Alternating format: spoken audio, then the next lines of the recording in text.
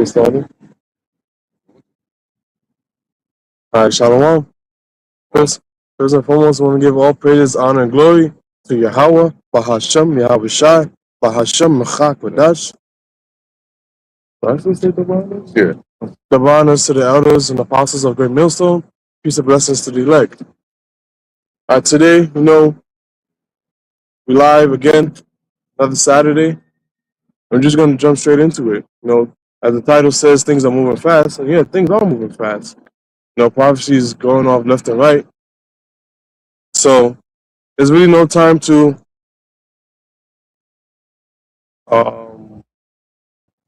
what's that word? There's really no time to stay still. We got to keep moving. Prophecy's moving. Can't let prophecy leave without us. Gotta get on the prophetic train of prophecy. If you're running late, you better catch that train. See, prophecy ain't like brother said. Prophecy ain't like the 4 train or the D train. You miss one and then it says 12 minutes later. You know what I'm saying? The next one is coming. No. It's one train. If you miss it, you miss it. But yeah, we can start with 2nd Ezra 15 because there's a lot going on in the world. Like the brother said, prophecy is moving quick. And that's how the Lord got it. Set it up that way because you got to be on alert. If prophecy is walking, you start walking. Like you play a video game and they tell you to follow somebody and you following them in the game and they walking, then all of a sudden they just start sprinting and shit. Now you got to keep tapping X to keep fucking running after their ass. That's how you got to be with prophecy. When prophecy sprints, you sprint. Prophecy slow down, you keep sprinting. You got it. You can start from the top.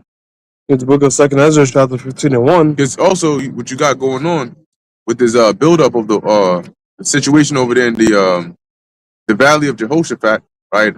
As the Lord is sending, the northern army over there to that region, he's setting it all up, right? Which also goes to show you, like the Apostle Tahar, he's been saying this for years, along with the rest of the apostles about how fast this thing is going to move, especially when when they bring out the Sihib. It's not the Sihib, the temptation, it ain't going to be something that's like 10, 20 years long. And that's why when you see the buildup over there in the east and how quickly things can escalate on that side, it shows you that the prophecy of the MOTB is going to be that much faster. Okay? It's going to be that much faster because it ain't going to be long before things go out of hand after they implement that Sihib. Okay? And that's all written in the book. And that's why we're out here to prophesy and to warn people about that. The Lord is speeding up these days, man. It felt like just last week. It was like yesterday. A week feels like a day. So we're literally in the times where the Lord he got time flying. Come on, bro. And he said that he was going to shorten the days, for the elect's sake.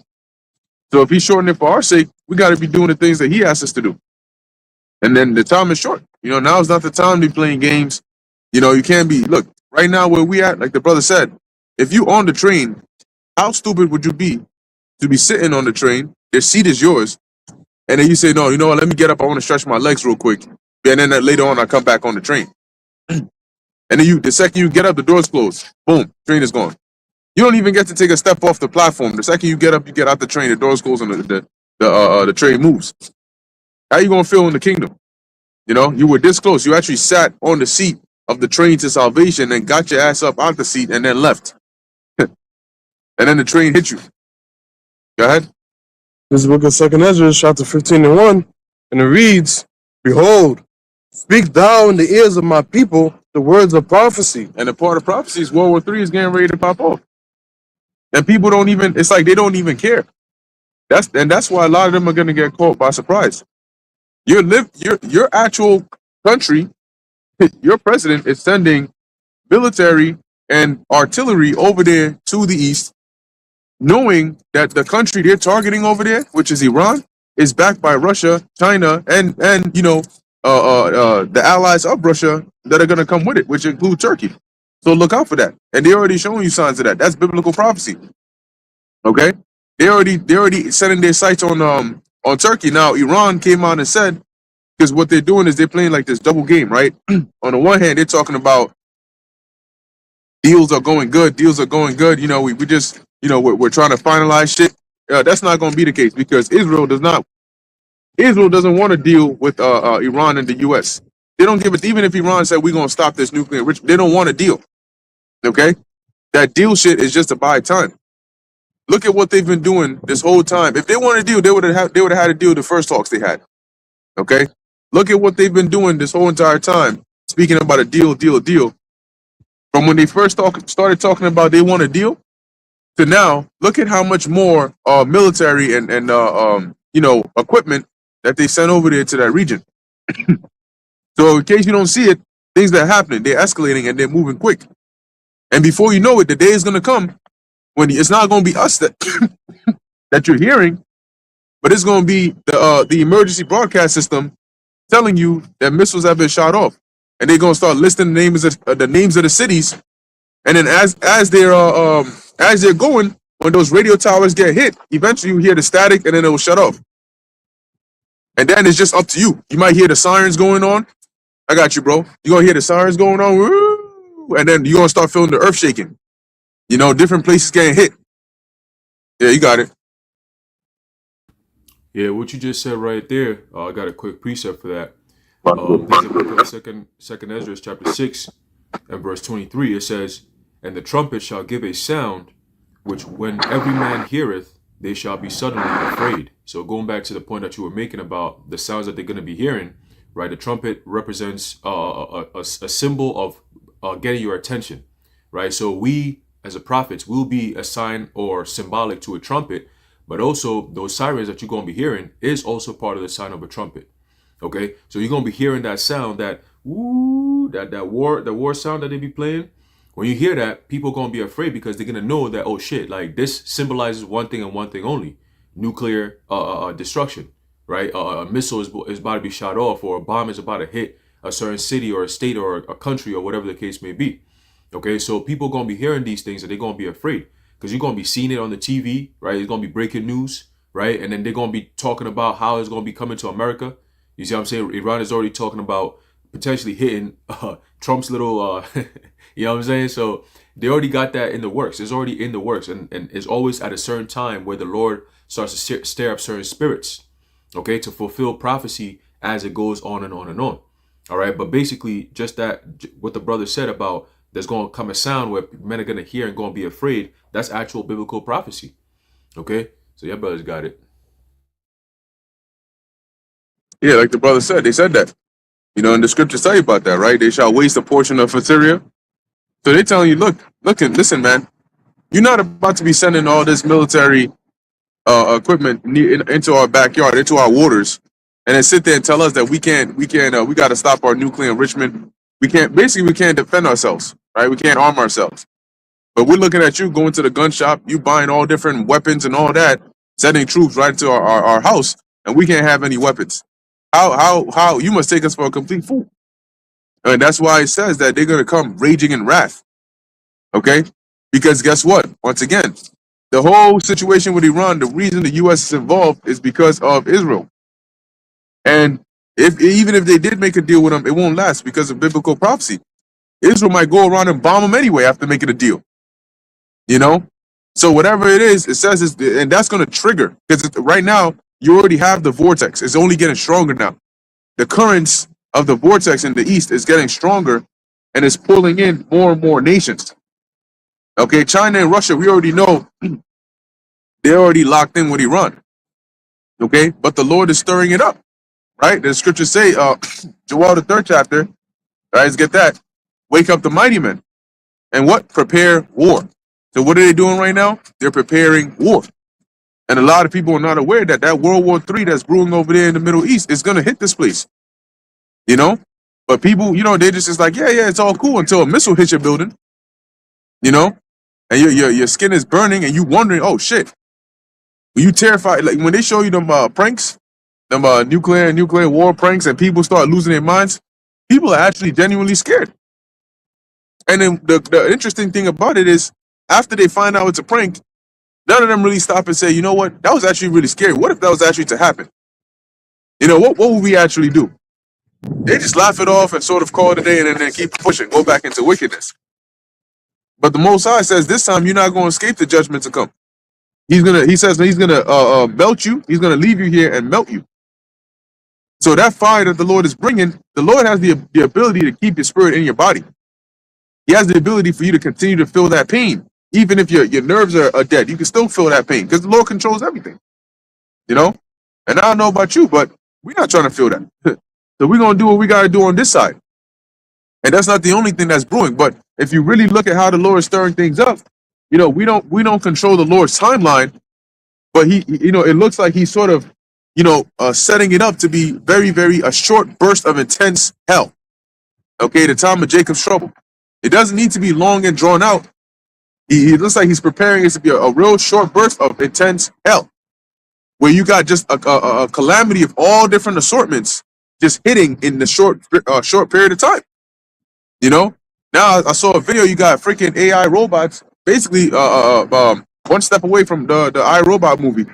You know, they doing flying side kicks, you know, reverse heel kicks, spinning crescent kicks.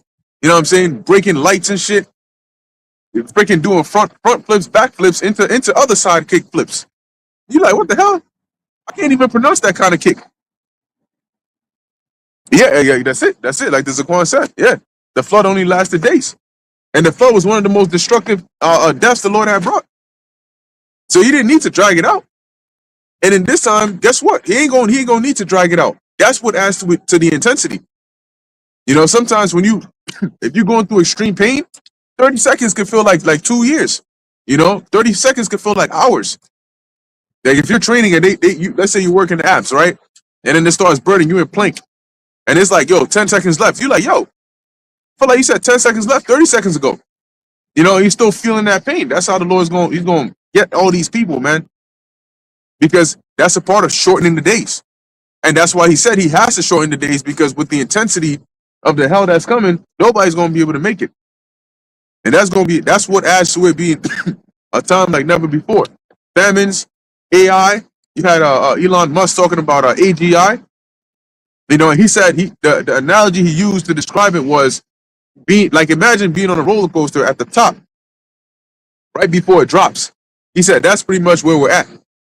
So, you know, with all the stuff you're seeing, they got this new China released this model called I think it's Seed Dance. And basically it's like a very advanced version of like video generation and so on. And it looks really, really good. What he's basically saying is all these models you're seeing now, that's like the roller coaster going up and up and up and up and up. And what they're about to release, what you're about to see very soon, which they call AGI, is going to be like that drop. You know, that drop that makes your balls feel like they're flying up into your freaking lower intestines. You know, and that's just whoop. That's what the world's about to get hit with. And he said even him, it shocks him. Well, he said multiple times a week, showing you how the Lord is speeding up these things, right? The scriptures say, knowledge shall be increased. That's also an example. You know, knowledge is being increased. The things they're able to do with this artificial intelligence is like a complete new breakthrough. But the Lord did that so he can speed up the things they need to do to get to the point where he's going to bring that MOTB to come to pass. It is going to come to pass. The mark of the beast is going to come to pass right before our eyes. And it's going to be just as we've prophesied. Got it? That's a good point. The missiles, it takes like what, 13 minutes to hit this place? All right, give or take. Yeah, so as soon as you hear that broadcast, you have roughly like, because by the time they get that broadcast, the missiles would have already been launched. Right. And by that time when that shit ends, it's going to be like, what, 10 minutes left? Well, what else are you going to do during that time period? You know, there's no other way. You can't save yourself from missiles. So, and if the righteous scarcely be saved, you know, by the skin of their teeth, what more of the unrighteous? You're just going to have to go through it and feel it. And it ain't going to be fun. All right, it's going to feel real bad. You know, it's going to feel real bad, but that's all right, because that's what you wanted. And you're going to want to make a deal then, right? They're going to want to make a deal, but the Lord ain't going to have a deal for you. The only deal you're going to get is like the brother said, the missiles. It ain't a joke, man. We're not talking. This is not a joke that we're talking about here. See, a lot of people have not actually experienced wartime. They haven't experienced what it's like to be living in a country when there's a draft going on, a real life draft for a world war. Okay? They haven't experienced what it's like when a country goes into mass production of weaponry. You know, when they put everything else on hold and they stall that shit, you know, and they start mass producing weapons. Okay? And now everything is different. You know, do you have propaganda of war? Everything you're hearing about is war, war, war. And people are afraid. And on top of that, you got internal turmoil going on within the country itself. And when you look abroad to other countries, also chaos is going on there. So you can't say, well, I'm going to try to go to this country. I'm going to go back to my hometown. Where the hell do you think you're going? We in war. What you talking about? So people ain't even going to know how to act. And it tells you that in the scriptures. We're going to get that. About the bride's mourning, the virgin's mourning for not having any helpers. So these same people walking around today that have no clue what's going on, they're going to be the same ones mourning. And nobody's going to hear your cries. Because what you think, your cries going to be special when everybody else is crying? Come on, man. Right? Second Esdras or Yeah. Let's start with Joel, then we jump to Esdras. This is the book of Joel, chapter 3 and 9, and it reads, "Proclaim ye this among the Gentiles." Right, and right now, you're not seeing Israelites amassing weapons, you know, and doing war games. What you're seeing Israelites do is folly on the internet. That's what you're seeing. Okay? The Gentiles are talking about the actual Gentiles, the heathens. Okay? And what does it say? What proclaim what among them? Proclaim ye this among the Gentiles. Prepare war. Prepare war. That's what they're doing. Now we are proclaiming it by prophesying it, but the Lord is putting that spirit of proclamation into their minds, into their spirits through the events. See, when He has those angels that are set to bring about this destruction, they're not actually going to throw wind onto the earth, okay? But they're working on the minds of these kings all over the four corners of the earth to bring about this war, okay? They'll work on the minds of Bibi and his controllers. They work on the minds of Putin, working on the minds of Trump. And then they also cause certain events to take place. So they're orchestrating all of these things to trigger or lead into that war. For you to say, okay, we have an agreement and then turn around and bomb them. That's the Lord via the angels. What's that? Proverbs 21:1. Controlling the minds of the kings or the rulers to direct their actions to lead to the fulfillment of His prophecies. Simple as that. You got it. Let all the men of war draw near. So who are the men of war likened unto? They're military. And where are they drawing near to? Whenever you have a war, you have, if it's a war between two countries, there's a certain place where they're going to have that war, and they draw near one to another to engage in that war. Here, the Lord is drawing them near in the east. Okay, that's the vortex over there.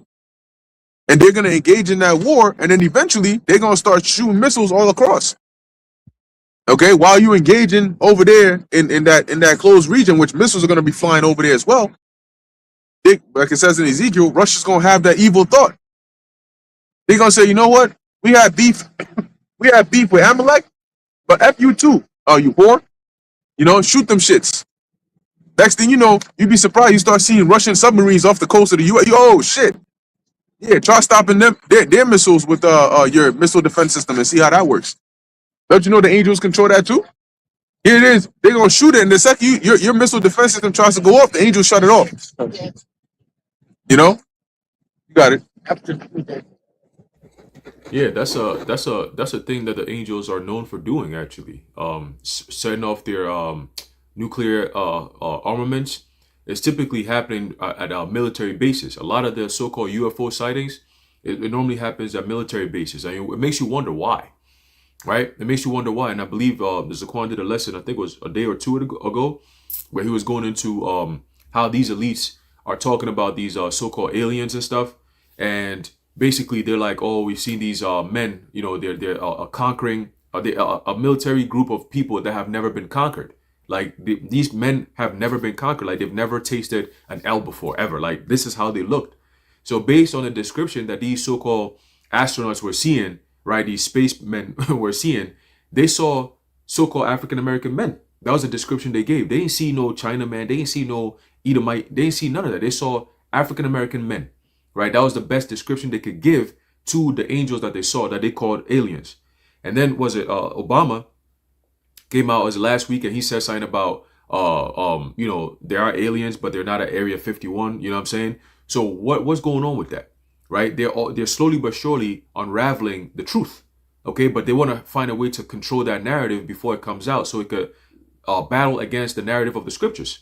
All right, but once we know the truth, being that we know the truth, there isn't really any narrative that could sway the elect.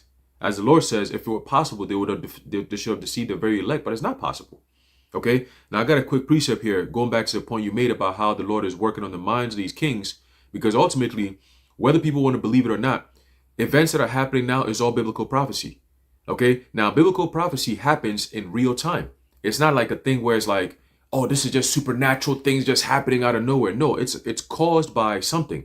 For example, the scripture talks about fires, right? Fires that's going to be scorched upon the earth and stuff like that, right? There's going to be, I think it's in Second Ezra where it talks about the fire oft sent out, right? It might be Second Ezra, the 6th chapter. But basically, how does that happen? Is it just fire just falling from heaven, coming down just like that, right? When we talk about the day of the Lord, the judgment day of the Lord, right? And the destruction of America, it doesn't just happen because there's fire falling from heaven, just out of the sky. No, it's political events that become geopolitical events, that becomes a geopolitical turmoil that brings that kind of catastrophe, right? So it's events that's happening in real life that is causing these prophecies to take place. Okay, the MOTB prophecy is not just like how people say, oh, it's sin. It can't be sin.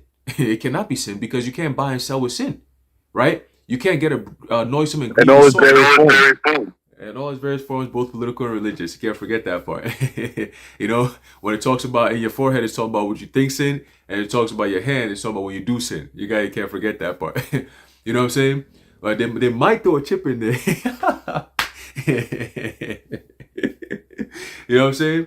But these events are happening because there are people on the earth that are actually fulfilling biblical prophecy. Okay, the thing is, the scriptures have told you these things will come. We are telling you and explaining to you how these things are happening based on world events. Okay, now there's one major prophecy that me personally I've been waiting for, because it's a major indication of World War III. Okay, it's the book of Revelation chapter 16 and verse 12. It says, and the 6th angel poured out his vial upon the great river Euphrates, and the water thereof was dried up, that the way of the kings of the east might be prepared. Okay, so who are the kings of the east? You're talking about these major superpowers like Russia, China, right? And all these different countries that may possess nuclear armaments to go to war against countries like America and Israel and so on and so forth. Okay, so the preparation, all right, when you actually go into it, it says here, I asked the question, is the river Euphrates drying up? The question is yes. I mean, the answer is yes. The Euphrates River is currently drying up, right? So that's fulfilling prophecy, okay? And this crisis is driven by a combination of climate change, upstream dam construction, and regional conflict, okay? So when you go down a little bit, right here, it says biblical prophecy versus reality, right? Now, here's the difference between the prophets and the rest of the world, okay? It says, while the Bible describes the Euphrates drying up as a sign of the end times, right? It's a sign of the end times, and we're seeing the sign playing out. Listen to what these experts are saying. It says, experts stress that the current drying is due to real world environmental and political factors. Yes, dickhead, how do you think the prophecies play out? It's real life factors that fulfills prophecy. When these companies are banded together to create something known as a PPP, private public partnership, to bring in the MOTB system, how do you think that plays out? It's fulfilled, but how does it get fulfilled? It's done by regular actual people. Okay? Having the so-called New World Order is talked about in the scriptures, known as the beast system, which is revived with technology. Okay? Now, how does that happen? It doesn't just happen out of nowhere, like just sitting there and then boom, we're in a beast system. No, it takes time. It's a gradual process. Okay? And it's done by actual people and events. So it says here, so experts stress that the current drying is due to real world environmental and political factors, not supernatural events. The river has not yet dried completely, but its continued decline is a major global concern. Global concern. Why? Because it's major biblical prophecy. Okay? It's major biblical prophecy. All right? So yeah, I just want to bring that out real quick, that you got to pay attention, because they got all these whole ass experts running around here trying to get your mind off of the seriousness of prophecy. These things are happening, and if you're not listening to the prophets, you're not going to treat these things as with the sense of urgency that it requires, right? Because we're not just here to talk about these things and we're just going to be here for 100 years talking about it. These things are happening.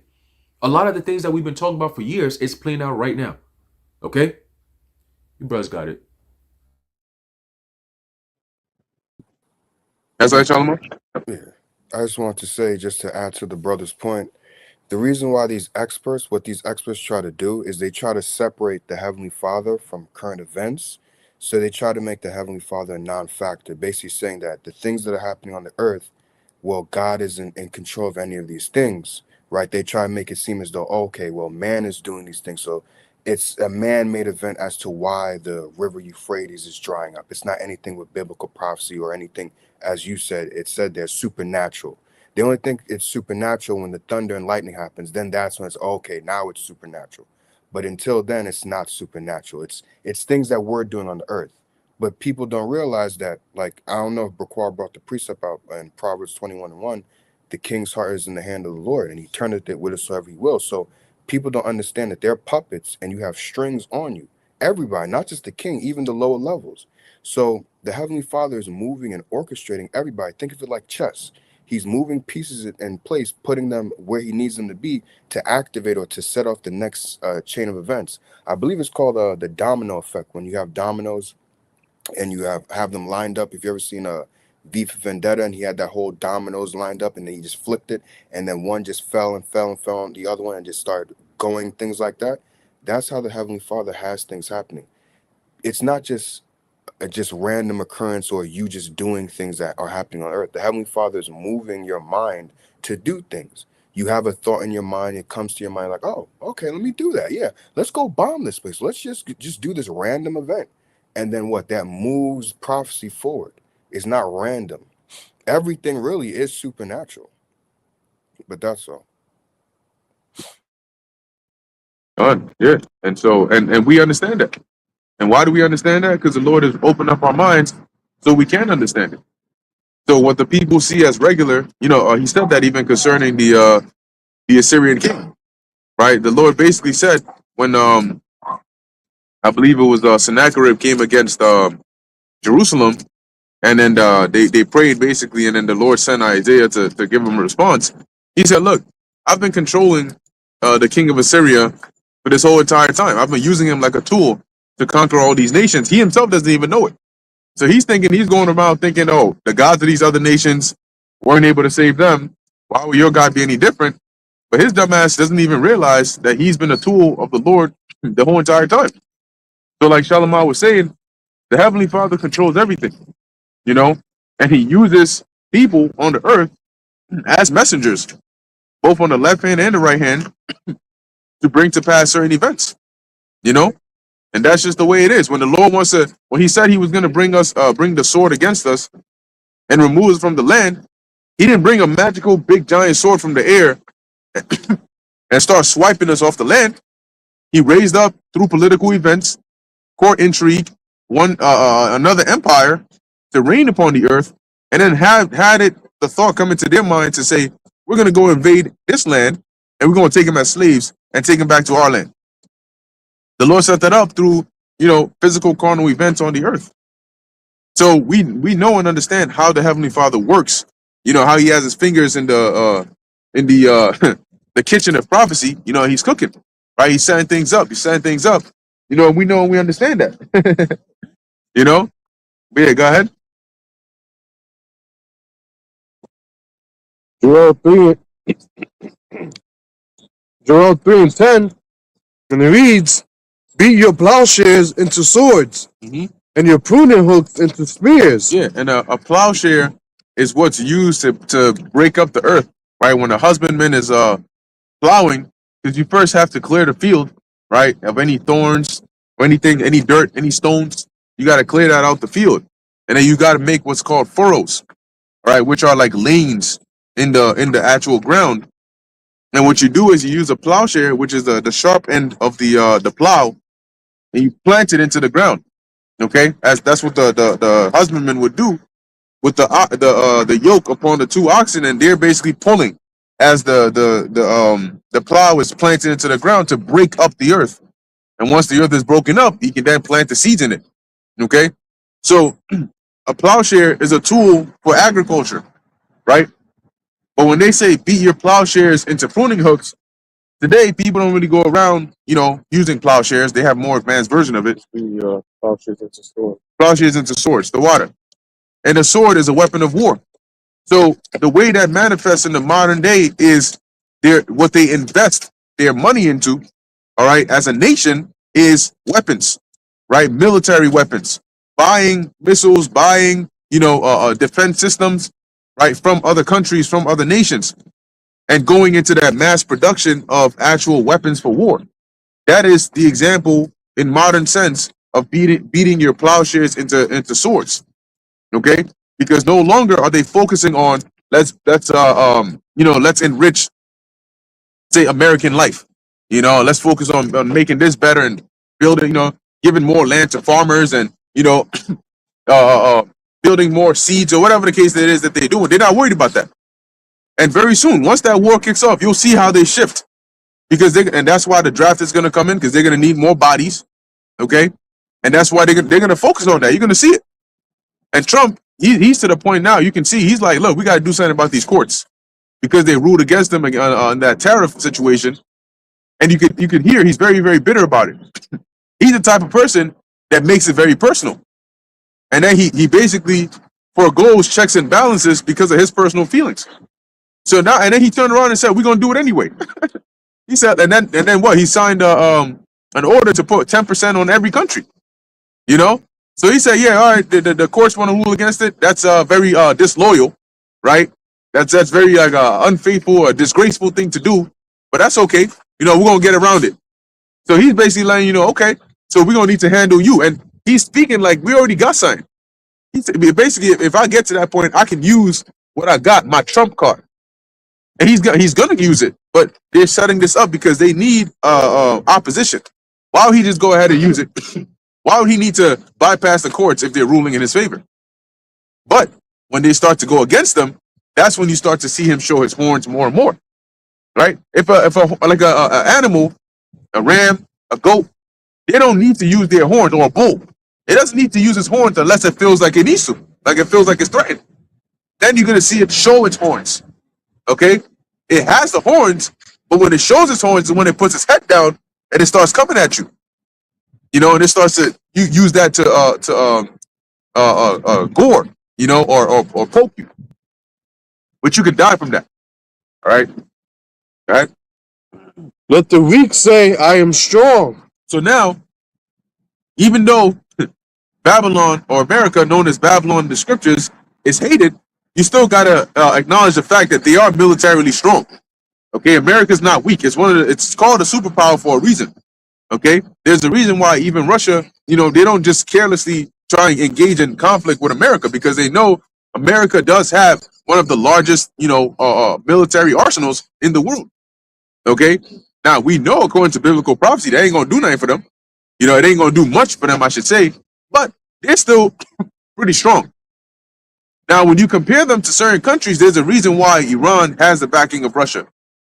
All right, because Iran in itself, militarily, is not, you can't compare it to America. America would be able to smoke Iran. If we're speaking, realistically, that is. But now they're talking about they might even launch and hit Trump's palace.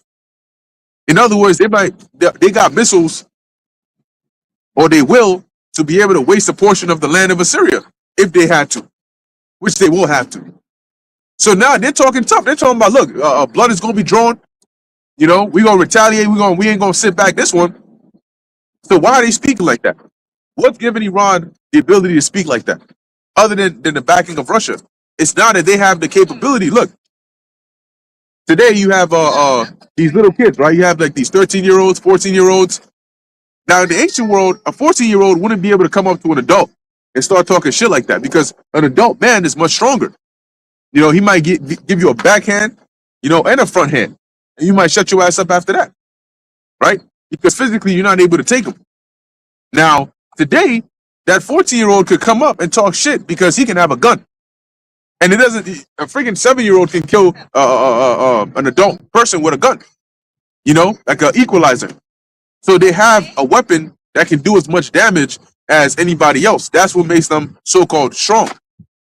Okay. So through that nuclear destructive power that they have, they can do a lot of damage as well. So now they're able to come on the forefront and speak boldly because they're like, look, yeah, we may be small, but we can do big damage. All right. Go ahead. Assemble yourselves and come all ye heathen, and gather yourselves together round about. Thither cause thy mighty ones to come down, O Lord. Go ahead. Okay, yeah, I got the point that you just made. The precept you just read, bro. You could just bring that back real quick. Joel 3:11. Assemble yourselves and come all ye heathen, and gather yourselves together round about. Thither cause thy mighty ones to come down, O Lord. You could bring it back to verse 9 real quick, Wakusha. This is verse 9, and it reads, Proclaim ye this among the Gentiles, prepare war, wake up the mighty men, let all the men of war draw near, let them come up. Right, and that's again, that's once again prophecy being fulfilled. Right, when you read in the NLT, it says, "Say to the nations," Joel 3:9, "Say to the nations far and wide, right, all over, get ready for war. Call out your best warriors. Let all your fighting men advance for the attack." Okay, and you, of course, the question was, are the nations gearing up for war? And the answer is yes. Many nations are actively increasing their military readiness amid rising global tensions, suggesting a significant shift. A significant shift. Who made that significant shift happen? Right? We just read it. It says a significant shift toward preparedness for potential conflict. Let's read. What are the key indicators of military buildup? As the prophecy stated, United States, which is Babylon the Great, the U.S. is conducting a major military buildup, particularly in the Middle East, as the brother said earlier, right? That Trump is sending military armaments out there. It says, as of February 2026, which we are still in February, it has deployed over 120 aircraft, including F-35s, F-22s, and E-3 AWACS to the region. The USS Gerald R. Ford, the world's largest aircraft carrier, is en route to join the USS Abraham Lincoln Strike Group in the Arabian Sea, forming a rare dual carrier presence. Rare. Okay?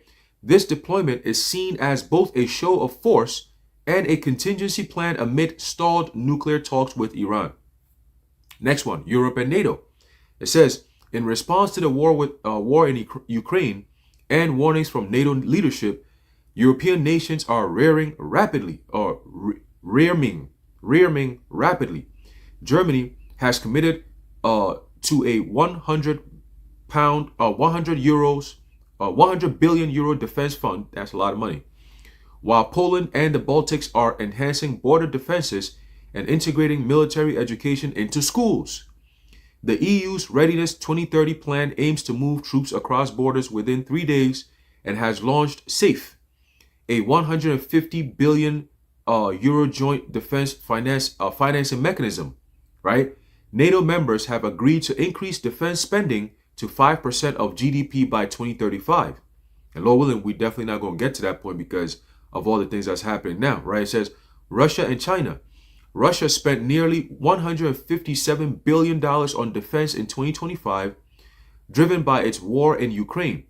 China continues to modernize its military with estimated spending around $250 billion, fueling regional arms buildups in the Indo-Pacific. Both nations are deepening military cooperation including joint naval drills with Iran. Okay? Continue. Number 4, Iran. Iran is reinforcing its military infrastructure, rebuilding missile sites damaged in past conflicts, and fortifying nuclear facilities with concrete and underground tunnels. It has resumed solid fuel rocket production and conducted joint naval exercises with Russia, signaling deterrence against potential U.S. strikes. Okay? Global defense spending surge. This is the nations all together. It says, worldwide military spending is projected to exceed $2.6 trillion in 2026. That is an 8.1% increase from 2025. The U.S. remains the largest spender at $860 billion, followed by China, Russia, and NATO allies. So America alone, Babylon alone, is what? Is the largest spender at $860 billion. That's a lot of money. Okay? That is literally beating your plowshares into swords. Okay? And your pruning hooks into spears. That's literally what's happening. You're turning your spending from the economy to the military. Why is that? Because you're gearing up for war. Ain't no country gonna be spending $860 billion on military armaments just because we want to be like the most powerful country. For what? Right? You got the Space Force, you got all kinds of different shit going on with America. Why is that? And when you look at when you break down their actual spending, the Air Force is, I think, $300-something billion in and of itself. And then you got the Navy, you got the ground troops and so on and so forth. But the Air Force, why is that? Because they're gonna be making war against Yahushua when he comes back. So that's already on the docket. Okay, so we're seeing all these things playing out. It's coming together beautifully. Remember, all these prophecies play out exactly as they're written. We're going to see them playing out exactly as they're written, man. All right, so it's a beautiful thing to see all these things play out, man. But again, this is biblical prophecy playing out in real time. Straight up. All right, y'all brothers got it. And whenever you hear about the joint naval drills, that's not just to be for a show of force. It's to cooperate so that in the real war they know how to coordinate with each other. All right, because it's like if you were to try and play basketball, with somebody else that you like, this person is nice with it. So somebody got to be the point guard, right? Somebody got to play the shooting guard, but you got to know, okay, what is this person's tendencies? How does this person work? Because you can't wait till an actual war to then say, all right, well, shit, I was gonna bomb over here, but I didn't know you were gonna move your artillery on to the east. Remember, war is not just, we just got here and we start clashing with each other. War is tactical. Even when you go to war in the ancient world, they had certain formations. Like when you play soccer, the teams have different formations, right? They have the strikers, the attackers, the midfielders, the defenders, and then the goalkeeper, and they have different formations for a certain reason, so they can move a certain way, right? So likewise, when you go to war, you have your army divided into certain portions, certain individuals and groups strategically placed in certain areas. Sometimes you might rotate them. So they're doing that when they do these joint drills. That's what a drill is for, right? It's to have them be ready. Okay, so let's say China is more well equipped when it comes to radars or more of the technical aspects of things. This is just throwing out an example. So you might rely on them as your eyes and ears, and so on and so forth. So keep that in mind as well. When you hear those joint naval drills, it's not just for fun. We're just doing a naval drill, just show of force. That's what they like to throw out in the headlines. Oh, a new show of force. No, it's just it's needed. Okay, it's tactical, and it's also for when the actual war starts. Remember, this is going to be an actual war. It's not that the second they engage in war, boom, missiles are flying. That's not how it works. These countries, at the end of the day, when it comes time for them missiles to fly, their hearts are going to be beating as loud as drums, because they're going to know that whichever side first fires that missile literally just triggered mad, because retaliation will come, and they know how much damage it's going to bring, but they're going to do it because they're going to be at the point of no other options, right? Like, we're at the point now where, shit, we're not just going to sit back and just be destroyed. And if they just launch a missile at us, why do you think we spent all this money building ours?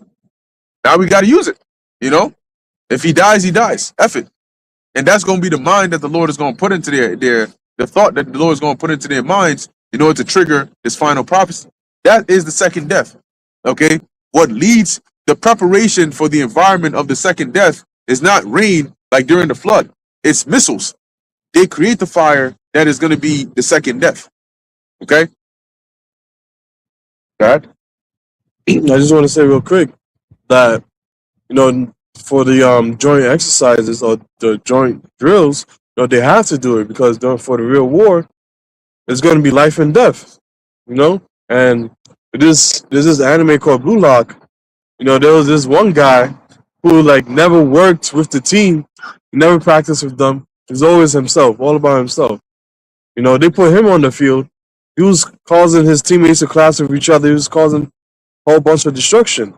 So if during the war, if they don't know how to work with each other, then they'll just, they'll be clashing among themselves. Friendly fire. Right. Can't have that. It's a world war. And the Most High, He's orchestrating it all. So it's all happening. It's all happening, in real time. Like Aharon said, realistically, that is. It's not going to move like, at an unrealistic pace, whether slow or fast. It's going to move at the pace the Lord has set it up to move. Why? Because it's all biblical prophecy. And the fact that now you turn on the news and you see, what's that channel?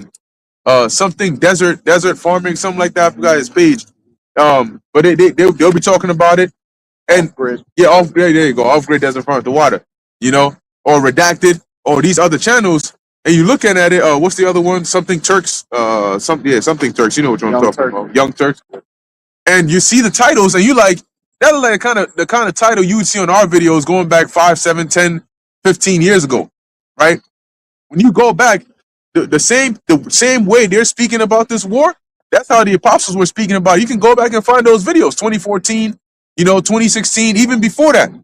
And there's those videos when you have Apostle Tahar, Apostle Ramla, Apostle Gabar, and sometimes Apostle Rakah, and they'll be in I think it was Apostle Tahar's place, and you'd have the backdrop, which is, I think it said like end of the world, and it'd be like the white right end of the, and they'd literally be going into that at a time when even the prerequisites of the prerequisites that lead to the conflicts that you have now hadn't even happened yet. And yet they were speaking about it during the time of Obama, speaking about, hey, Iran, the key names, Iran, Israel, Russia, China, US. And people are probably watching that like, bruh, what are you talking about? But now if you go back and watch that same video again, you're going to be like, damn, how do they know that? So now it's not even us that are saying these things. It's the people in the world themselves. When you go to those channels like we just mentioned, I was watching a short portion of from off-grid desert farming, and he sounded like us. He's talking about Iran. They're gonna bomb Iran. He's like, look, if you don't do it now, if you don't shoot your missiles now, you guys are done. So you better go ahead and do it. And you listen to it, you're like, we don't even gotta speak anymore, because now it's not about it's close enough to where they can see what's about to happen. People themselves are speaking prophecy. And yet you got people today that still walk around completely oblivious to it. It's literally in front of your face and they're completely oblivious to it. But that's all right, because those are the people that are going to stay oblivious until they actually get hit. The Lord hasn't lifted up that veil just yet.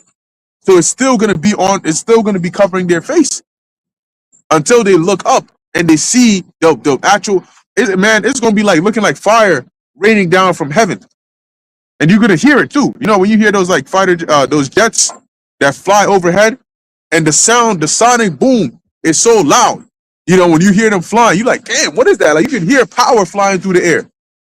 Imagine missiles. A whole lot of missiles. And you see it, and then boom, the missile opens up from the head, and you just see multiple warheads. Oh, and they move faster too, because they're the ones that are causing the fire, the impact. And they're just hitting boom, boom, boom. We're talking about like major force right now. Not on some like TV show, TV series. No, we're talking about you're seeing this in real time, and you're feeling the earth, the ground underneath you shaking, as these things are happening. And people are wondering, oh my gosh, is this actually happening? Yeah, it's actually happening. Because you're going to see it on the news, and then the news station is going to shut off because the radio tower is going to be hit, and then you're going to start to feel the shaking, and then you're going to hear the sounds. You're going to hear the planes scrambling. This is like real life. Sirens going off. Sirens going off, cars crashing. You know, Women screaming. women screaming. People out. You're going to hear all kinds of people. You're going to hear people that are praying to their different gods, you know, in groves. You're going to have the Southern Bible Belt. They're going to come out. They're going to start saying their stuff. People of all different faiths going to be saying their prayers, you know, speaking in different languages. And then you're going to hear the men of the Lord. They're also going to be calling on the Lord. So, I mean, it's going to be just a whole bunch of stuff going on, you know, left and right. And everybody's just there looking at the day of the Lord as you see Yahushua up there, because that's another aspect of it. Now, if you're paying attention to the course of prophecy, you're seeing how it's not coincidental that they said Trump got a UFO speech prepared. And all of a sudden, Obama coming out talking about aliens. They thought, oh, he wasn't supposed to say that, you know? Wait. You mean I remember watching what channel was it? I think it was the Discovery Channel, and they would be talking about classified or declassified files, and people would be giving these so-called testimonies. Oh, I don't know. It was really night. It was really dark one night, and then I just I lost consciousness, and when I opened my eyes, I saw this and that, and they're giving these different testimonies. But all in all, you look it up. The general consensus of the world was that aliens didn't exist. That was it.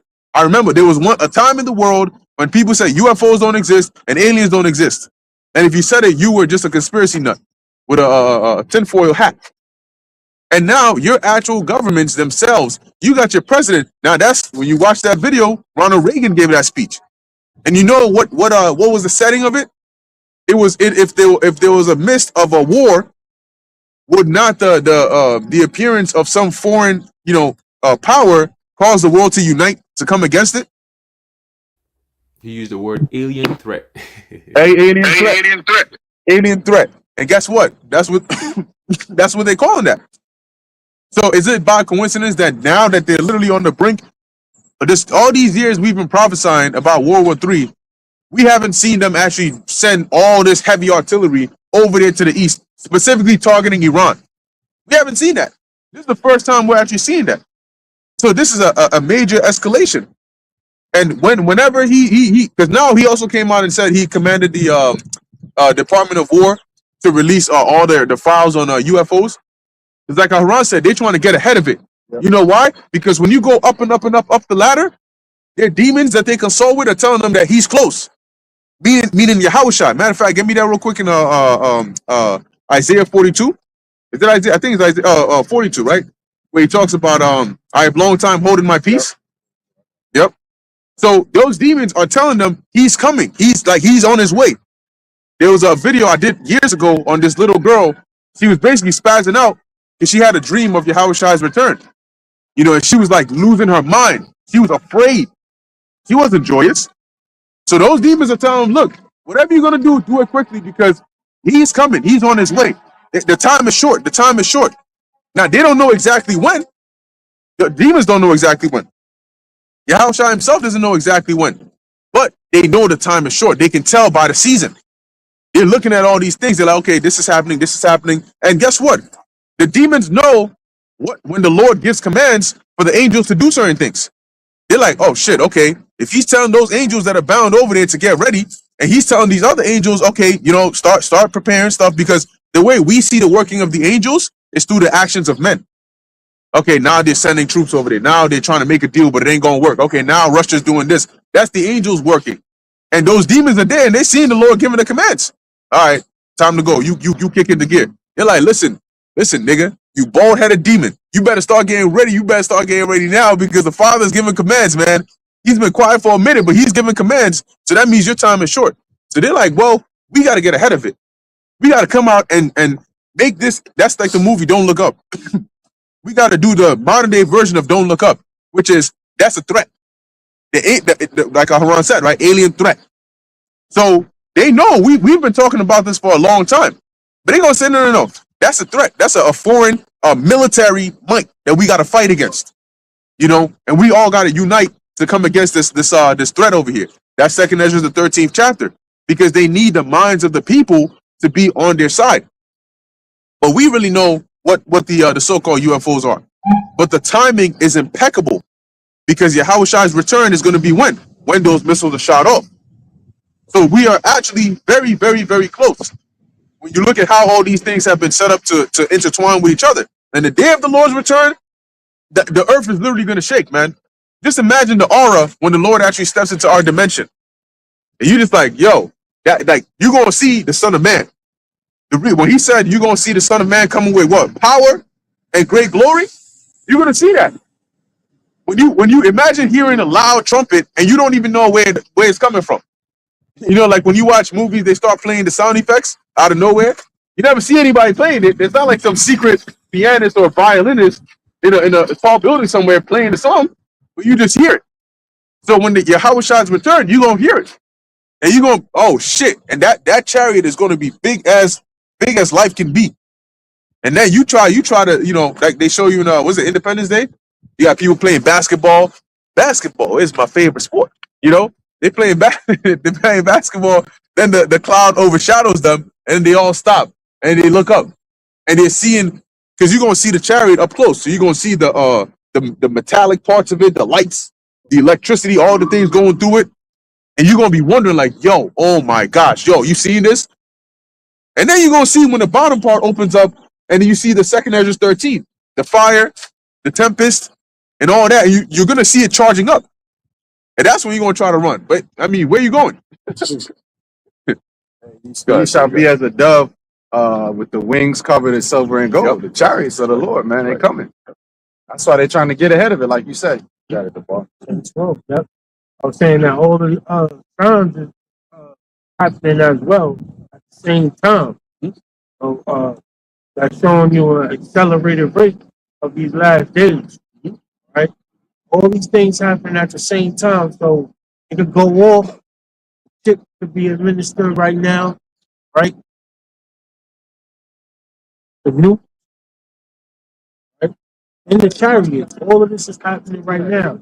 And as we were saying on the way coming here, time is being accelerated to where it was just last Saturday, and here it is Saturday again. Right. So these prophecies are speeding up. And we're gonna see it in our lifetime. We're gonna witness all this in our lifetime. You know, looking at how the Lord is setting it up. And it's gonna be, man, like it's even we ourselves who know the secrets of the Lord are gonna be have our minds blown. Because the Apostle John said that, right? We don't know what the Lord is gonna be like, or we don't know what we're gonna be like, but we know when we see him, we're gonna be like him. So that day of Yahushua will always be etched in history. And it will be remembered. You know, the day when he actually enters into our atmosphere, boy, is it going to be a scary day. Because you're already going to be having scary things going on leading up to that part. You know, spiritual power, just things that completely break people's minds. That's what's going to be happening. Things that your mind cannot comprehend. You're wondering, I'm seeing it, but I don't understand how it's happening, but I know I'm witnessing it. You know? So the Lord is he's going to throw the world into the real world. He's going to unveil, you know, take away that darkness over people's eyes and show them this is what the real world looks like.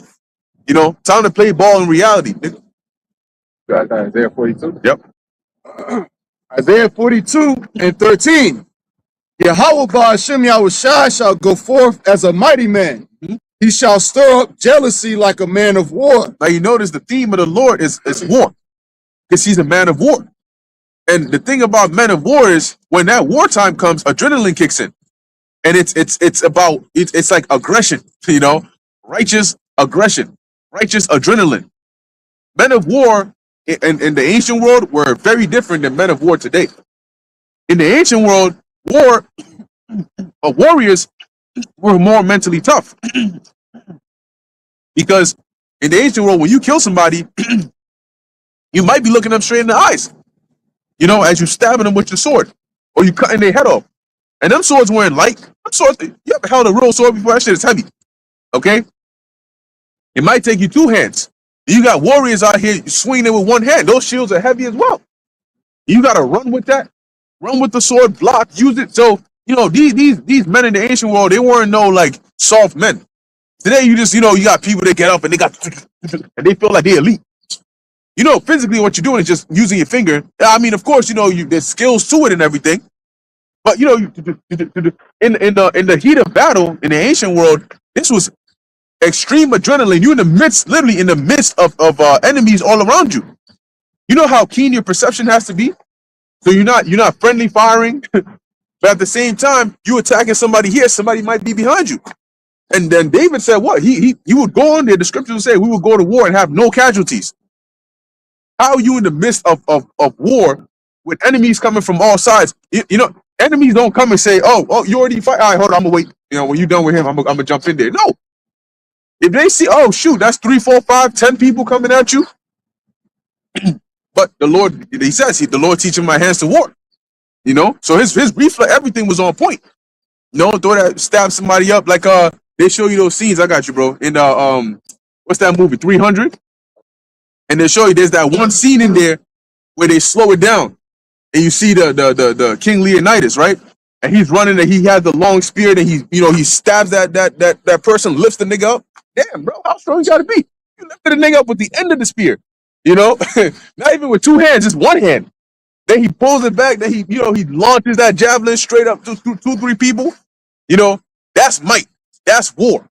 And Yahweh is a man of war, and his son is a man of war, and his servants are men of war. So when he comes to declare war on the earth, what you think is going to happen? You got TGs in your army. You got TGs and softies. Mr. Softy here holding a gun with pink hair. Go up and try to fight against the angels. Angels gonna look at him like, what the fuck is this shit? They're gonna be looking at each other like, yo, is this a guy or girl? Have pink hair, it's funny, right? Real quick, I saw a video. I was watching this video on IG, show you that these people, they need help. Because I was watching this video on IG, and this guy, what he does is he goes on the Alphabet Gang. He goes on their he goes on their like they say they're live streaming, and he'll go and he'll start messing with their minds. Because he'll go on there usually if they have pets, and he'll go and he'll say, "Oh, that's a nice dog," and then the person, "Oh yeah, thank you," some like whether it's a TG or whatever the hell they are. Then you'll ask him, "Oh, is that a boy or girl?" Then and they'll be quick to answer that. "Oh no, that's a boy, yeah." And then he'll say, "Well, how you know?" Then they'll stop for a second.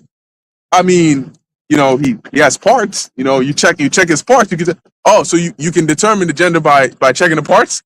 Then they stop. And they just look at you. See, I'm not even gonna answer any more of your questions because I see what you're trying to do there, and I'm just not gonna entertain that. And I'm not here for that. So we're just gonna move on from that. And he gets them every single time because and then one person is like, well, I don't know what the dog, what he might identify as, but I know what you look at. Did you just open your mouth and tell me you don't know what the dog might identify as? Imagine this: you got one dog. The male dog sees the female dog. He tries to get on top. The female dog, whoa! I identify as a male. You better back up now. You think that's what they're doing in the dog world? Yeah, my bad. You got it, bro. It's crazy work. It was just to the point of when when you go to war and you gotta have that perception. In Game of Thrones, when I was watching it, when two sides would go to war against each other, they all look the same. So I'm like, how in the world do they have like no casualties and there's no friendly fire? They all look the same. Yeah, it's the spirit of the Lord. You ain't gonna mess around. You stab your ally in the liver. What the fuck is going on here, bro? What are we doing here? You gonna hit you with the end of the sword? No, the Lord. It's coordinated, but it's the spirit of the Lord. Okay, so like we read there, right? Going back to Isaiah, the Lord is a man of war, and he's literally coming to make war. Yahushua has been very eager. Okay, he finally gets that go ahead because this war is going to be, as he says, him putting his enemies under his foot as a footstool. That's what Yahushua is coming to do, and Yahushua is not coming with doubts in his mind. He's coming with all the certainty because he knows what he's about to. Imagine you seeing somebody that's constantly talking shit, they're harassing your loved ones, and you can easily fold this person with just one hand. You don't even got to use two hands. You can keep your eyes closed and fold this person. Weak ass, scrawny ass, puny little hoe. and then but you just are not allowed to go and touch them just yet. And the Lord, then they finally give you the go ahead. You know how if you forget the cars and forget the trains, you might just run over there because all you need to do is just get there, and this person is easily cooked. And that's how it is. Yahushua is not coming with, I don't know, I'm not sure, I'm here to negotiate. To go negotiate, nigga, what? No, the negotiation is done. There was never going to be any negotiation from the start. You got it. No, I got you.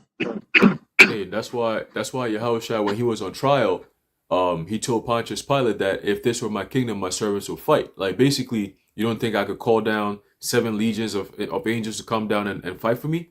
Like, that's easy. I can do that. As a matter of fact, when I come down, my second coming, I said I will not meet thee as a man, right? So I'm coming down with an armada, like spiritual. Like, again, the people who said what they saw a race that was not. They have never met. They've never taken an L before. These are people who have never been conquered before. That's the Lord's army that He's coming down with. Like how you were talking about how, back in the ancient world, men going to war. Even look at King David's mighty men, right? He had only 37 mighty men, but all of them had attributes that was like otherworldly. That's what made them so mighty, right? That's what made them so mighty. Like you had Benaniah that he just took he saw one of the mighty men of lion-like men of Moab, and he just went in there, flicked his damn spear, and then he slew him with his own spear. He's like, yeah, nigga, what's up? What? Just like that. You see what I'm saying? Like, that's just how we are by nature, right? You look at some of the physical attributes that Jake has. I've seen a Jake literally run up, do a somersault, and then jump in the air and go through a small little circle where his whole body through, like, boom, clean jump. Like, literally, just like that, somersault, and then jump up and then spin right through the fucking circle, man. And then land on his feet like nothing ever happened. I'm like, what the fuck? Like, I'm a Jake and I see that shit. I'm like, oh shit. You see what I'm saying? I've seen certain Jakes do certain things. Like, even on the basketball court, right? When you look at all the greatest players, Michael Jordan and Kobe Bryant and all these, we're not going to talk about that fake ass nigga that think he a GOAT. No, he's not part of it. We're talking about people that actually are on that type of level. Listen, man, it takes, like, when you see, it's like, God's gift. Like, these are God's chosen people. It's gotta be, right? Remember that guy that Jay guy that came up a couple of weeks ago, about a month ago, and we asked him that question, like, when you look upon the face of the earth, who's, you know what I'm saying, who got it like that? He's like, I'm gonna have to say African Americans. I say, there you go. Those are God's chosen people. It starts with them. It's not just African Americans, but it starts with them. You see what I'm saying? But I got a quick one here. Going back to that example you gave about those people with the TG people. There was another guy, he goes around and he pretends to be GAY, right? He part of that alphabet community. So he pretend, he go, yes, girl, all that stupid shit. Oh, your body's T, like that stupid shit. And then the bitches be like, oh my God, oh girl, let me get your number. We gonna chill. That annoying shit that these niggas be doing. So he's doing that shit. And then bitches is like, oh yeah, sure, yeah. Give their number out and all that. And as soon as he gets the number, he's like, yeah, so what we gonna do tonight? Yeah, like, we want to link up tonight. And then they just like, what? Like, they get all mad and upset. And I was reading through the comments and I'm like, yo, people are even saying it. Like, yo, that's how you know America is cooked, because it's like, there was a time where if you walked up to somebody with that type of effeminate energy, they'll look at you like, yo, back up, bro. But now it's the opposite, where you coming up to a female, you're rather gonna get her number because you came up on some effeminate shit. And then when you become masculine, they're like, yo, you mad weird. Why are you talking to me? Da, da, da. And then they walk away. Like, they get upset. So I'm like, yo, they got the whole game messed up, bro. And then they same bitches turn around and go on YouTube and do videos talking about, oh, all the men we don't get no real men no more. What the fuck are we talking about? Oh, this is so crazy, bro. But hey, let's get this real quick. This is a book of Psalm chapter 82, verse 5. It says, they know not, neither will they understand. They walk on in darkness. All the foundation of the earth are out of course. Everything is out of course. The whole foundation, meaning the very structure of life, is out of course, man. You see what I'm saying? So now you could go to a human being. That's why I always say animals are better than the American people. Because American person, you could ask them, what is the definition of a woman? She's in the Supreme Court. Contingency Brown Jackson, whatever. She's in the Supreme Court. And they asked her, what is a woman? She couldn't give an answer. But animals know instinctively by nature what a male and a female. Like, you're not going, most of the time, male and female dogs don't fight, right? You might have sometimes that they will get into it, but typically they don't fight. Male and male fight. Female, female fight. But male and female, typically they're not going to fight. Why? Because they understand that the order of nature. You see? But human beings, a female would deadass throw hands to a man. It's like, do you people think? But again, you have society that makes men docile. You know what I'm saying? When you take a lion out of his natural habitat and you imprison him and you torture him, so now he becomes so nice that you could train him to run over hula hoops and boxes and all that for people's entertainment. One day, sometime, that lion is going to strike. And when he strikes, typically they have to put him down because he becomes so dangerous. It's like them taking a freaking gorilla or a damn chimpanzee from the wild, bringing them to some type of science lab to do science experiments, injecting them with all kinds of serums and all that. And the freaking animal goes nuts, kills them, and then they say, oh, a gorilla went rogue. You know what I'm saying? Like, they killed him because he went rogue. No, you see what I'm saying? This is the devil for you. He changes everything. He turns everything upside down. He turns the good to evil, the evil to good, messing up the whole entire chemistry of nature, man. And then turn around and say, we got to go fix it. God made a mistake. You motherfuckers, man. You see what I'm saying? But that's why the judgment is coming. That is why the judgment is coming, man. All right? You got it. You brothers got it. Yeah, you're right. And that's why the judgment is coming. And that's why it's going to be a great time of great judgment. A lot of people got to be judged. A whole lot of people got to be judged. And the Lord got to get his respect again. You got it. Isaiah 42:13. Yahweh Ba'ashem Yahushai shall go forth as a mighty man. He shall stir up jealousy like a man of war. And that jealousy is the zeal. Okay? It's not just that he's coming and shit, I'm envious. What's he gonna be envious of in this world? It's that zeal, that passion, that fire-like energy that's going to be coursing through his spirit. Okay, go ahead. He shall cry, yea, roar. He shall prevail against his enemies. Yeah. So when it says he shall cry, it doesn't mean that he's gonna come with a box of tissues actually weeping. Okay. The cry is a roar. It's a war cry. When they say a war cry, the person giving the war cry is not actually shedding tears. Okay, it's a sound. It's a scream. It's a yell. And what it does is it triggers that adrenaline rush. Amongst those that are with you, or your warriors. Judas he used to do that, but he made it more potent by mixing in the words of the Lord. So that's what made that energy more potent, because you have your adrenaline, which is through your body. But you also have spiritual adrenaline. And that is when the scriptures say the spirit of a man will sustain his infirmities. It's your spiritual adrenaline that keeps you going. Even when you feel down, you feel weak. Okay? That's what allows you to perform those great feats. Martial art. When you make that sound, that's a form of pushing out more power. Yep. That's right. Yeah. Without a yelp. Raw. Like a lion. Roars. Right. Yes, sir. Oh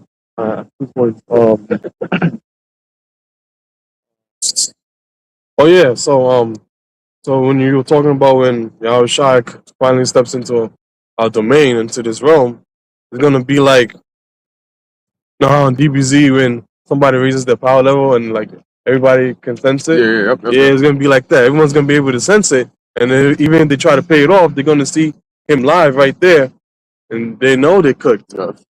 High heat. And then you were talking about how Yahushua is not going to come in doubt. He's, according to the scriptures, he's the captain of our salvation for a reason. So he knows everything we're going through, because he's been through it, and he's watching us go through the same thing. So of course he's not going to come with doubt or any weakness in his mind. He knows what he's coming here to do. Well, that's right. And we know what he's coming here to do as well. Yeah. The thing is, the rest of the world doesn't know what he's coming here to do. But they're going to find out when he does it. You got it. There's more than that? Yes. Okay. Isaiah 42:14. Of long time. It says, he shall prevail against his enemies. Yeah, he's going to prevail against his enemies. He's going to be like a wild, aggressive, young lion. Not an old lion, but a wild, strong, young lion in the midst of sheep. And he is going to be tearing this place up. That's why it says he's the King of Kings. Yeah, he's going to be shredding ass out. That's why it says he's the King of Kings and the Lord of Lords. Because he's coming with great power and great glory. that the world history, existence has never seen that before. You people are amazed at the military buildup that the U.S. is sending over there to the east. Imagine the Lord coming with the thousands of heavens, you know, angels in chariots, and you just, if you, man, somebody pass out, they see an angel. You see their wings, you see their armor, you see that gold, the aura, and you're like, damn, shit. How much more for your Yahushua? That yell, that roar he's gonna give out is gonna shake the whole world alone.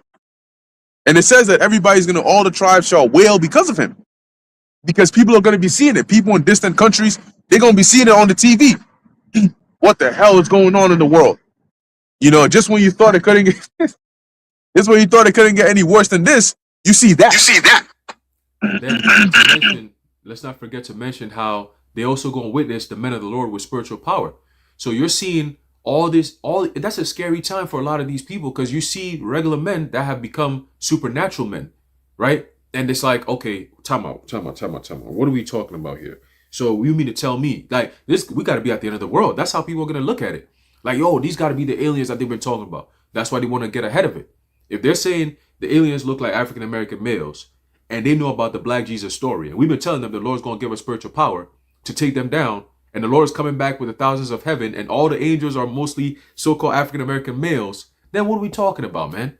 It all lines up. Yeah, it all lines up. So they know the Lord's men are about to receive that power from on high. They know that. They know that. These demons tell them these things. All this artificial intelligence that they go into, discern, all that stuff that they do is to give them a little, like they call Stargate, Project Stargate, is to give them an insight into the spiritual realm of things. Okay, can we get a little glimpse of the future? Like, oh, this machine here is able to read, you know, things in outer space to give us sounds like, oh, there's a huge, craft, a figure, a big ass craft that's coming, that's 100 times bigger than the size of the earth, that's coming towards the earth. It makes you wonder, like, what, damn, that's overkill, bro. Like 100 times bigger than the earth. Like, I'm saying, like, damn, like, you know what I'm saying? Like, why so big? What do we need all that for? Right? But it's all part of what? The Lord's majesty, his grandeur, right? He could far supersede your wildest imaginations, man. All right, so we know what the Lord is going to do. He says he's going to turn his fishers into hunters, man. All right, to make us warriors, right? A sharp threshing instrument of war. Okay, so what do you think the Lord is going to be using us for, man? That's what these people are about to see, and they're going to be shook to the core. Okay, remember the Black Jesus story. Remember that, because they know about that. It's all classified, all right, but the Spirit makes everything plain as day to the elect. So we know what's going on. All right, the Lord has unclassified all that classified stuff that they got over there. Okay, so yeah, man, get ready for go time. And of course, they got this whole Project Bluebeam stuff that they got going on. That's fine and dandy. But guess what? Like the scripture says, if it were possible, they would have deceived the very elect. But it's not possible.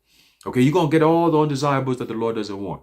And that's all only what that's only going to do is it's going to charge up the faith of the elect.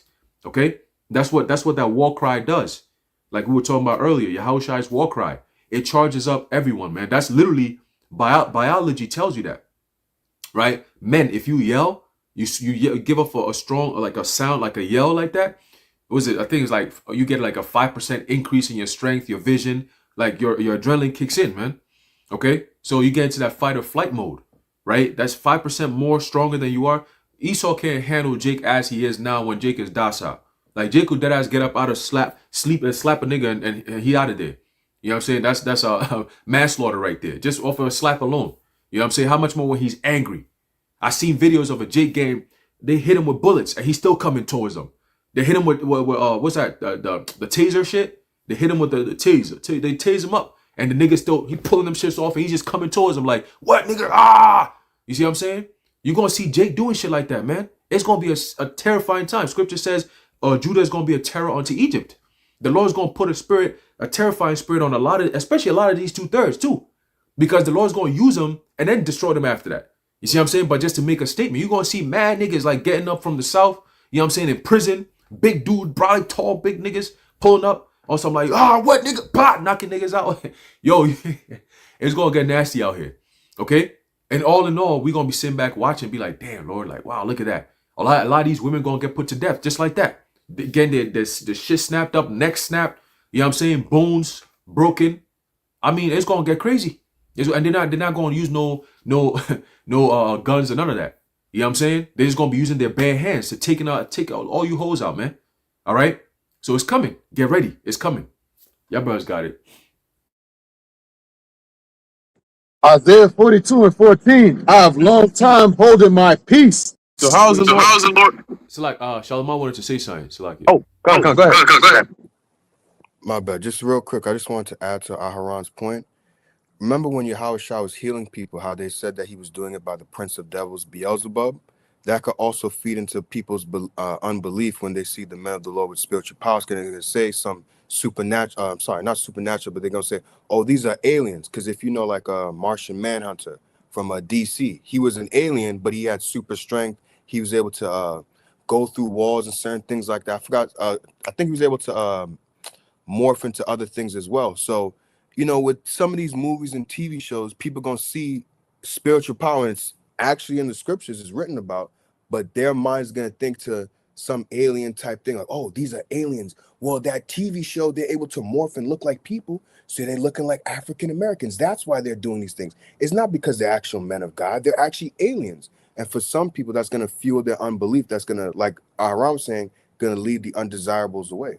But just wanted to bring out that quick point. Yeah, don't put it far from them, man. They could because they know at this point people will believe anything. They could literally come out and say that we got aliens among us, you know, and don't be surprised if they start, you know, then they're gonna start listening to that. If you see signs, you know, signs and symptoms may include teleportation, flight, disappearances here and there, you know.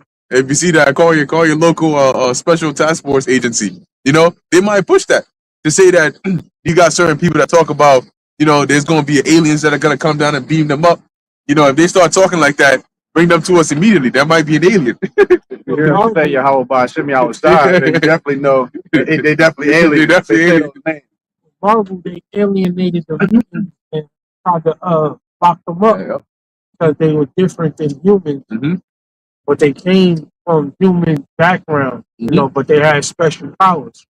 So that could outlaw one to elect for spiritual powers, of course, because we stand out and we're different, you know.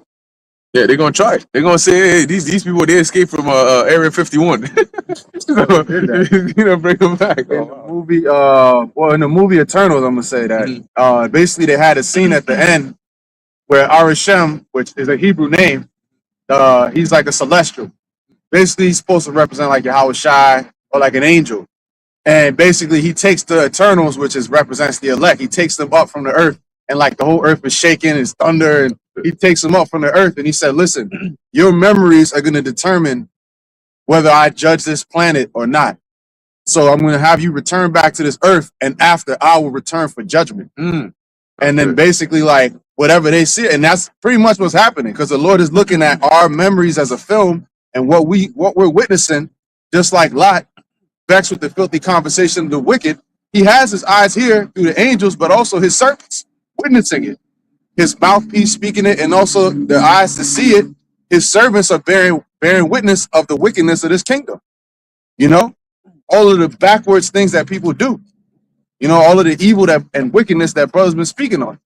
You know, and people walk by and they scoff at us and they roll their eyes and things like that. But this is the truth, man. You know, so the Lord, he's looking at his servants and the cries that we put up and the prayers that we put up of enough is enough. And look at how he's making good on it. Everything is unfolding exactly how it was prophesied, man. That's why when the Lord returns, the brother been talking about he gonna cry, he gonna roar, he gonna like a man of war, you know? He gonna let loose. And the whole earth is gonna tremble, man. It says that the earth will reel to and fro like a drunkard, man. His voice alone, like the whole, imagine one man in the whole earth can hear his voice. That's you don't see that. You can shout at the top of your lung, they might hear you a few blocks down. Yahweh Shai speaking, you can hear him in another galaxy, man. That's terrible power, man. That's immense power. And you see, you know, we thank Yahweh Ba'Shem Yahweh Shai that it's a righteous power that has that much power, man. You know, imagine Esau having this semblance of that type of power, man. The whole entire universe would be done. But it's Yahweh Ba'Shem Yahweh Shai that has that immense power in righteousness, man. It has to be a righteous power that has that type of power. Because if not, it would be over with, man. Oh yeah. He gave Esau a little nugget of power, just a grain of sand, compared to the ocean and the beach of what Yahweh Ba'ashem Yahushua has. And look what he's doing. So the Wadi Yahweh Ba'ashem Yahushua is a righteous power that is wielding that level of immense strength and might. Yeah. That's why we're all, we're really at the mercy of the Lord. But when they start saying we escaped from Area 51, don't be surprised. Okay, that's okay. Because they'll push the narrative.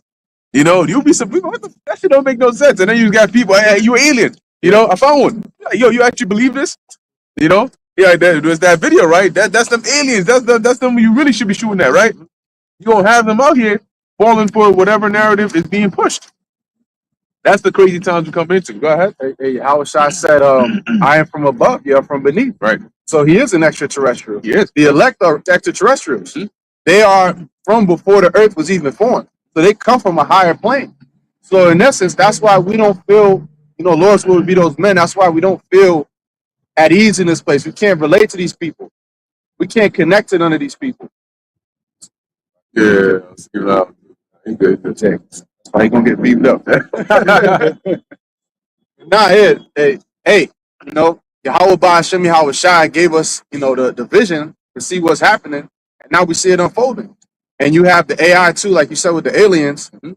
I noticed that they're popping out these videos. They have like HD videos now, and they have the those apps that tell you whether it's AI or not. It's saying 97% likely. So he's coming out with some shit, but Esau could have just made some type of vehicle and put it out there. He could be showing the shit that he has really, but he don't have, or maybe he does have, images of chariots and things like that. I don't think he does, because that would be hard to get a hold of, but the Lord could have gave him a glimpse. If he does have it, then the Lord allowed him to have it, basically. But the point being, they're coming with all types of confusion to muddy the waters because they know that salvation is coming. I notice a lot of pages popping up now that are showing like supernatural things, and they're saying, well, we can't prove that this is AI, or is it, or is it not? Right. So it's just a bunch of confusion. Mhm. Then they're saying that the aliens are a bunch of, extremely tall Edomites, that look crazy as hell in the face, like some type of cartoon shit, like an anime, Right. and people are believing that. But here it is, we're telling you, yeah, the Bible, the book of, the book of Yahweh Ba'ashem Yahushua has 100% truth. All the prophecies and things we've been saying is unfolding in the earth just as it was written. But it's harder to believe that than it is to believe this whacked out shit about aliens that they're talking about. Mhm. You see? So that's how this is called the city of confusion. That's why it's called the city of confusion. Yeah. But guess what? Ultimately, the Lord is the Lord is above that confusion. See, just like in ancient Egypt, whenever Moses and Aaron would perform those miracles, then the Egyptians would come and try to counteract it. And because of that, it kept the people, lulled. Yeah, no, we able to do that too. It's all right. And like you were saying, they might do that. Because spiritual power is definitely on its way. But then they might say, nope, look, see, they'll do an edit over here and say, look, you could really easily do this, and then boom, it make it look like you're doing a spiritual power. They got apps that even if you're live, it can edit the feed live to make it look like they're doing these acts. They're gonna try all sort of different things, but guess what? You cannot triumph the right hand. Because they're gonna be people that in real life are gonna see it and witness it. If somebody came over here and we healed them, the people around are gonna know. They're gonna be like, nah, that ain't no AI, bro. I was right there, I saw it with my own eyes. Then what are you gonna say? And at that point, they are going to be scrambling. Just like during the time of the Acts of the Apostles. The difference is that now it ain't gonna be just your chief priests and scribes scrambling. You're gonna have because the whole world they're gonna see the power of the Lord. Back then was the beginning. Back then it started small and then it started to grow. Now it's spread around the whole world. So the Lord's name is being glorified and magnified across the whole entire planet, the whole entire globe. And he's gonna use his men to glorify his name that much more. Just as what Yahushua did for Yahweh, we would do for Yahushua. That's more on that? Yep. Isaiah 42 and 14. I have long time holding my peace. Yeah, because he's been up there, being patient all these years, waiting for the Lord to give him the go-ahead. Go ahead. I have been still and refrained myself. Yeah, because Yahushua, he wants to be here. He wants to come and set things straight, but he has to wait for the order from the Father. So he's been exercising extreme discipline and patience up in the spirit world. Go ahead. Now will I cry like a travailing woman. That's that release, that finally, like that SpongeBob episode where the dude finally gets his chocolate, and he yells, finally, Yahushua is going to yell. It's going to be like a, just excitement, indescribable feeling. And like the brother was saying, you're going to feel that energy, outward. Hey, when Yahushua, the day when they came to grab him up, the night to where he would be taken right before his crucifixion, when he spoke, they fell back. That's like today they'll call that telekinesis, because it's not that he said I am he, right? When they said who are you looking, when he asked them who are you looking for, and then he said I am he, and it says they went back and fell. Would you think all the soldiers were standing there and they waited? Okay, action. I am he. All right, now, and then they purposely fall back? No, they would push back, but he didn't physically touch them. There's only but so many people you can push with your two real hands. So how is it that they went and fell back when he said that? And then he said it again. Whom are you looking for? And then he said, I am he, because he had to let him know, look, I'm gonna come with you willingly, but you gotta let these go.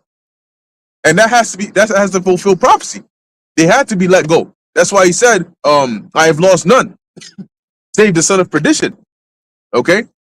So Yahushua had power. When it says that he read in the synagogue, I think it was in Isaiah, and he said, this day has this been fulfilled in your ears. And so at that point they said, oh yeah, see, no, there you go. Now we gotta kill him. We knew this guy was bugged out.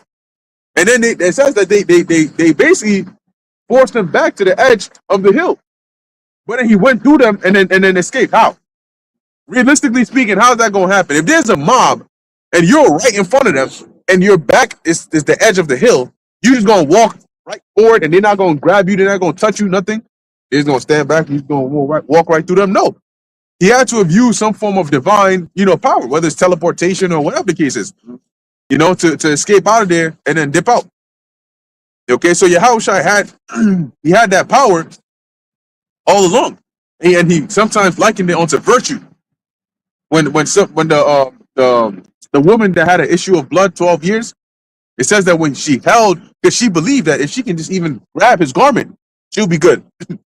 And when she held his garment, he said he felt virtue leave him. And that's why he said, who touched me? And the disciples being simple, but I mean, realistically, right? Because they're like, no, look, it's like being in a New York subway during rush hour, and then you're going to turn around and say, who touched me? Bro, everybody's touching you. You're thronged. That's the word that was used. How do you expect us to know that? Yeah, like, the people are literally mobbing you. You gonna turn around and say who touched you? Like, right. Yeah, you been saying some stuff, Lord. Like, what you mean? But he said no. I felt, and then the woman she got scared because she's like, damn, he knows. Then she had to basically come forth and confess. So it was me. But he didn't get mad at her. He said it worked because you had faith. So it was your faith that made you whole. But he had the power to do all these things, and yet you still, just like you had believers back then. When you think about this realistically, remember, Yahushua was very famous. Okay? He was extremely famous. You had when it said that he would perform miracles and the whole city will come looking for him, that's the whole city. Okay? Imagine NYC.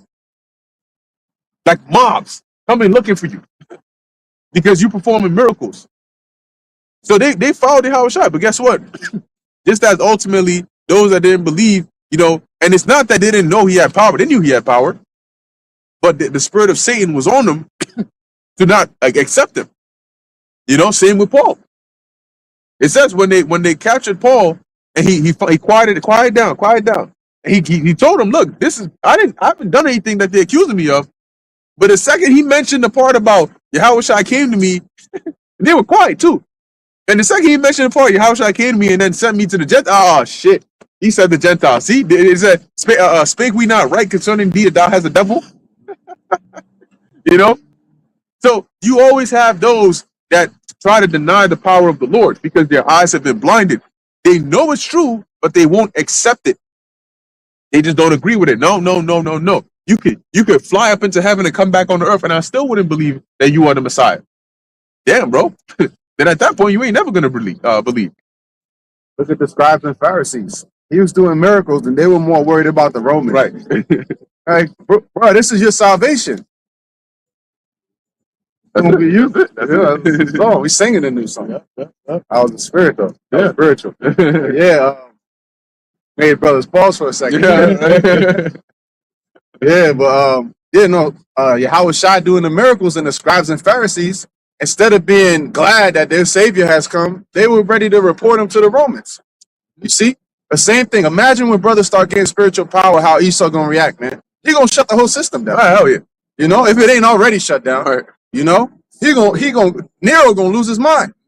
So those prophets that I spoke about to Joe Rogan, the prophets of doom that said that the end is gonna come in the Middle East, they have power now. Oh hell no! Them truths. That's the old man me. Oh hell no! Hell no! That's gonna be him. You're not gonna be able to face reality, man. You think you're gonna be the only one with power, left hand power, doing these demonic rituals, and us putting forth a righteous sacrifice that the Lord wasn't gonna give us power? At some point, you're out your mind. You see? But they only believe in their left hand demons. That's the only thing that could be real. People will believe in Satan, you know? Right. People will talk about all the darkness and the rituals. The second you talk about the Most High, well, I don't believe in the Bible. I don't know about God, man. You know, that's all.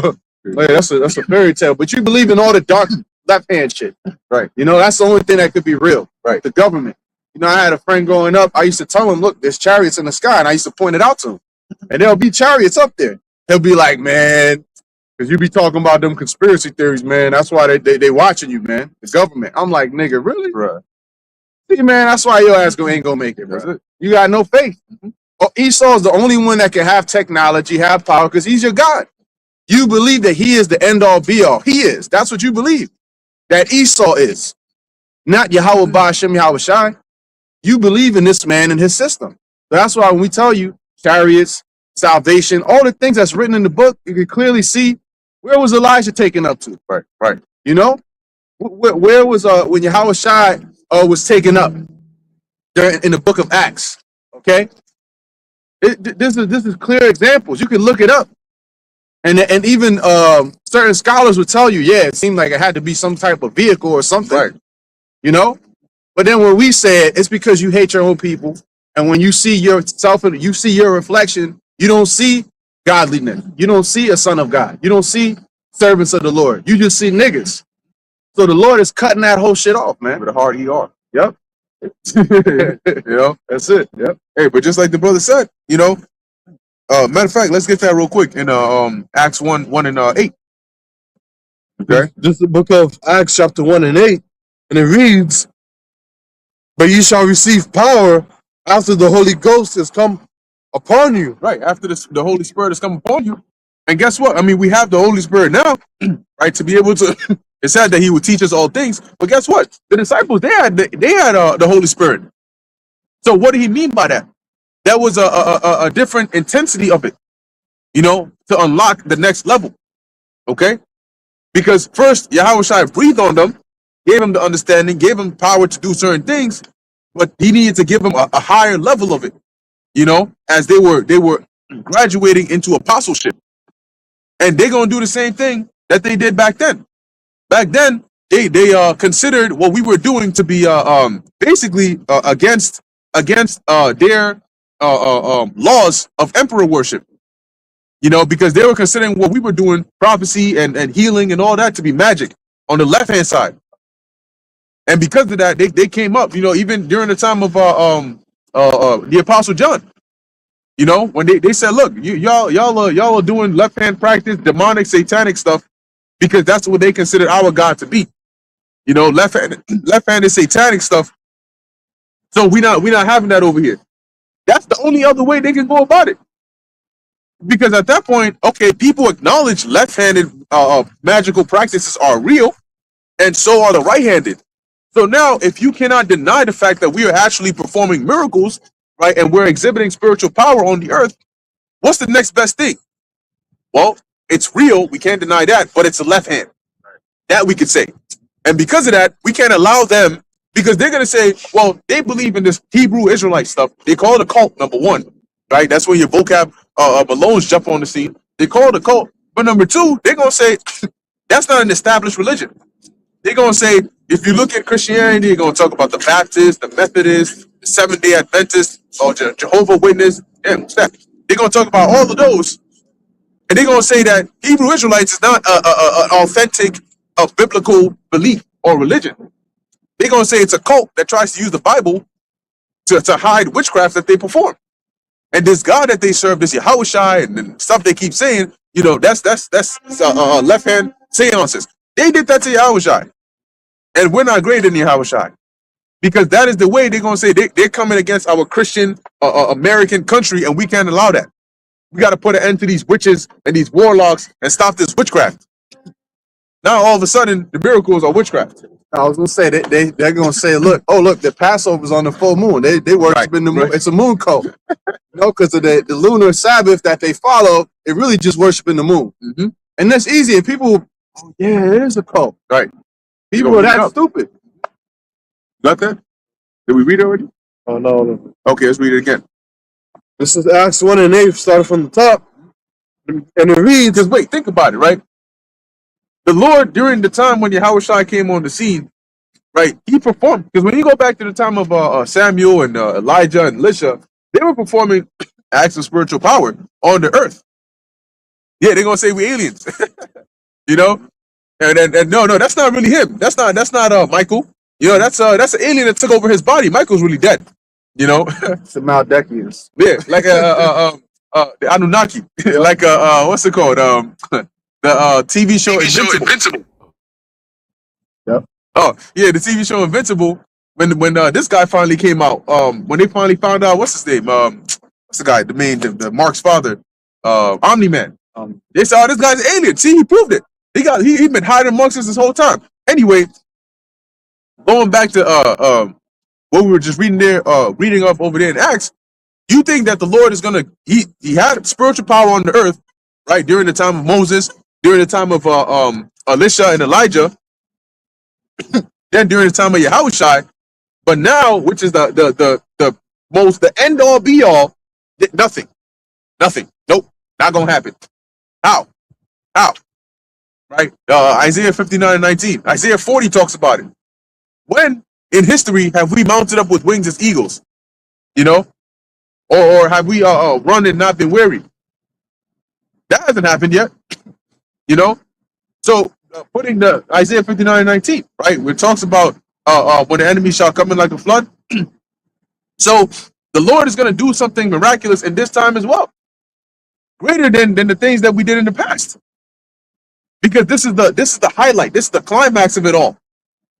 So go ahead. So just like they received power back then, we're going to receive power in this time. Thus saith the Lord. Go ahead. Like the Avengers movie, when they comes out, they don't pull no stops. All the power start coming out. Right. That's the finale. Exactly. Imagine you go to watch the final Avengers movie. The final Avengers movie, Tony Stark is dead. Thor lost his hammer and his power. Hulk went back to being a human being. Spider-Man ain't even nowhere to be found. And everybody's just back to being normal human beings. Nobody watching that. They gonna be, what the man, get that shit out of here, bro. We did not come here for this. Whoa, somebody accidentally snapped his finger and everybody lost their powers. So now Avengers is about how, they find wives, they get married, and they live a calm life in the forest somewhere. It's a rom-com now. Yeah, it's a rom-com. Man, the lowest ratings ever for any movie.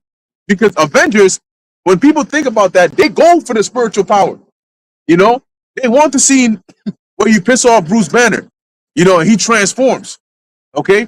Or where Tony, does a backflip out of his private jet, and then he just, taps his wrist, and then the freaking armor comes on him, and then boom, he's just fine. They're like, oh, they're like, yo, what's going on? Who's coming next?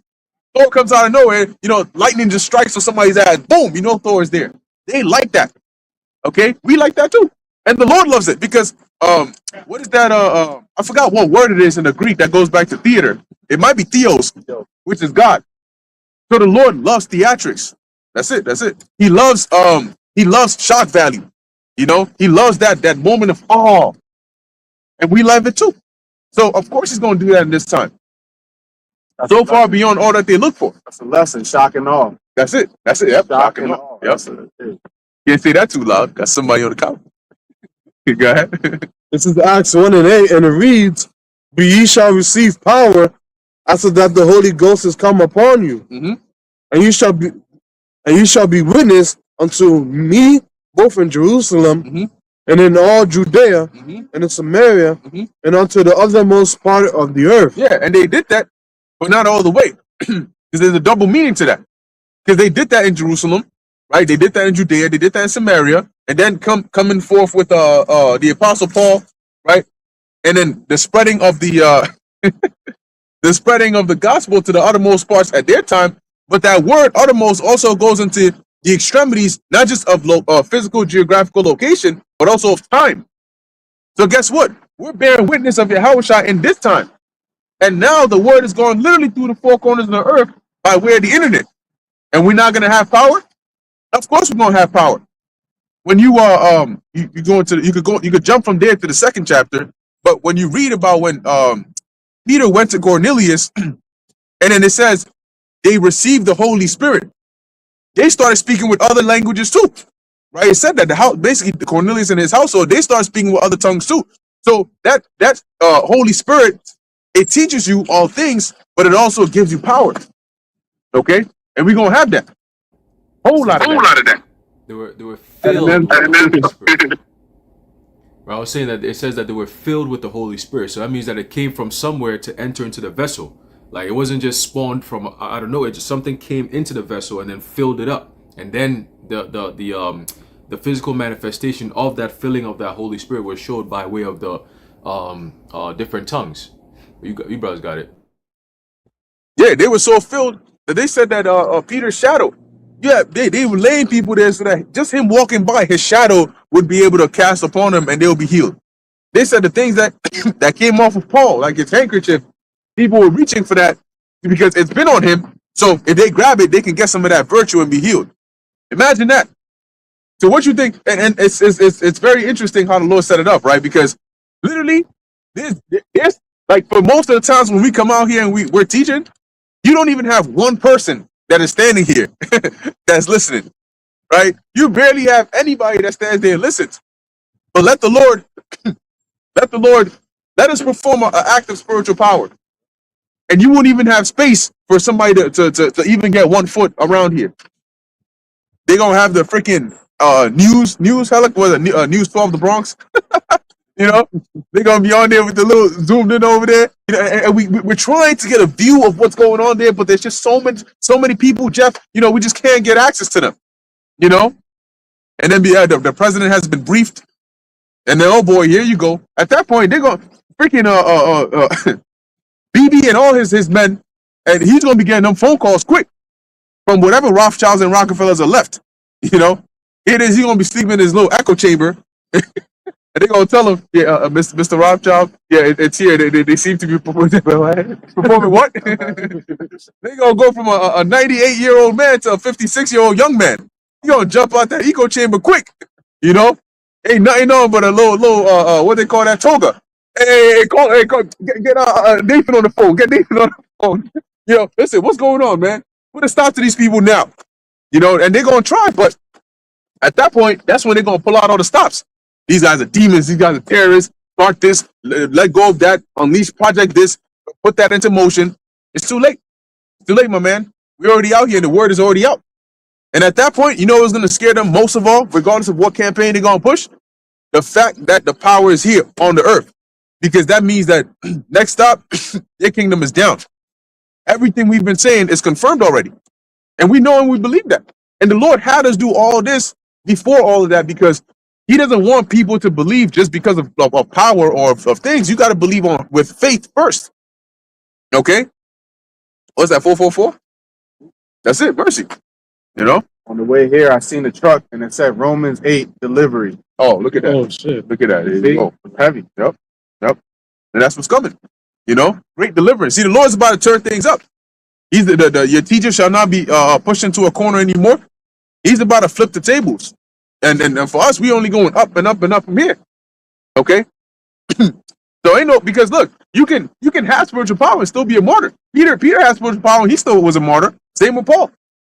because whatever the will of the Lord is for you, you know, that's the role you're gonna fulfill.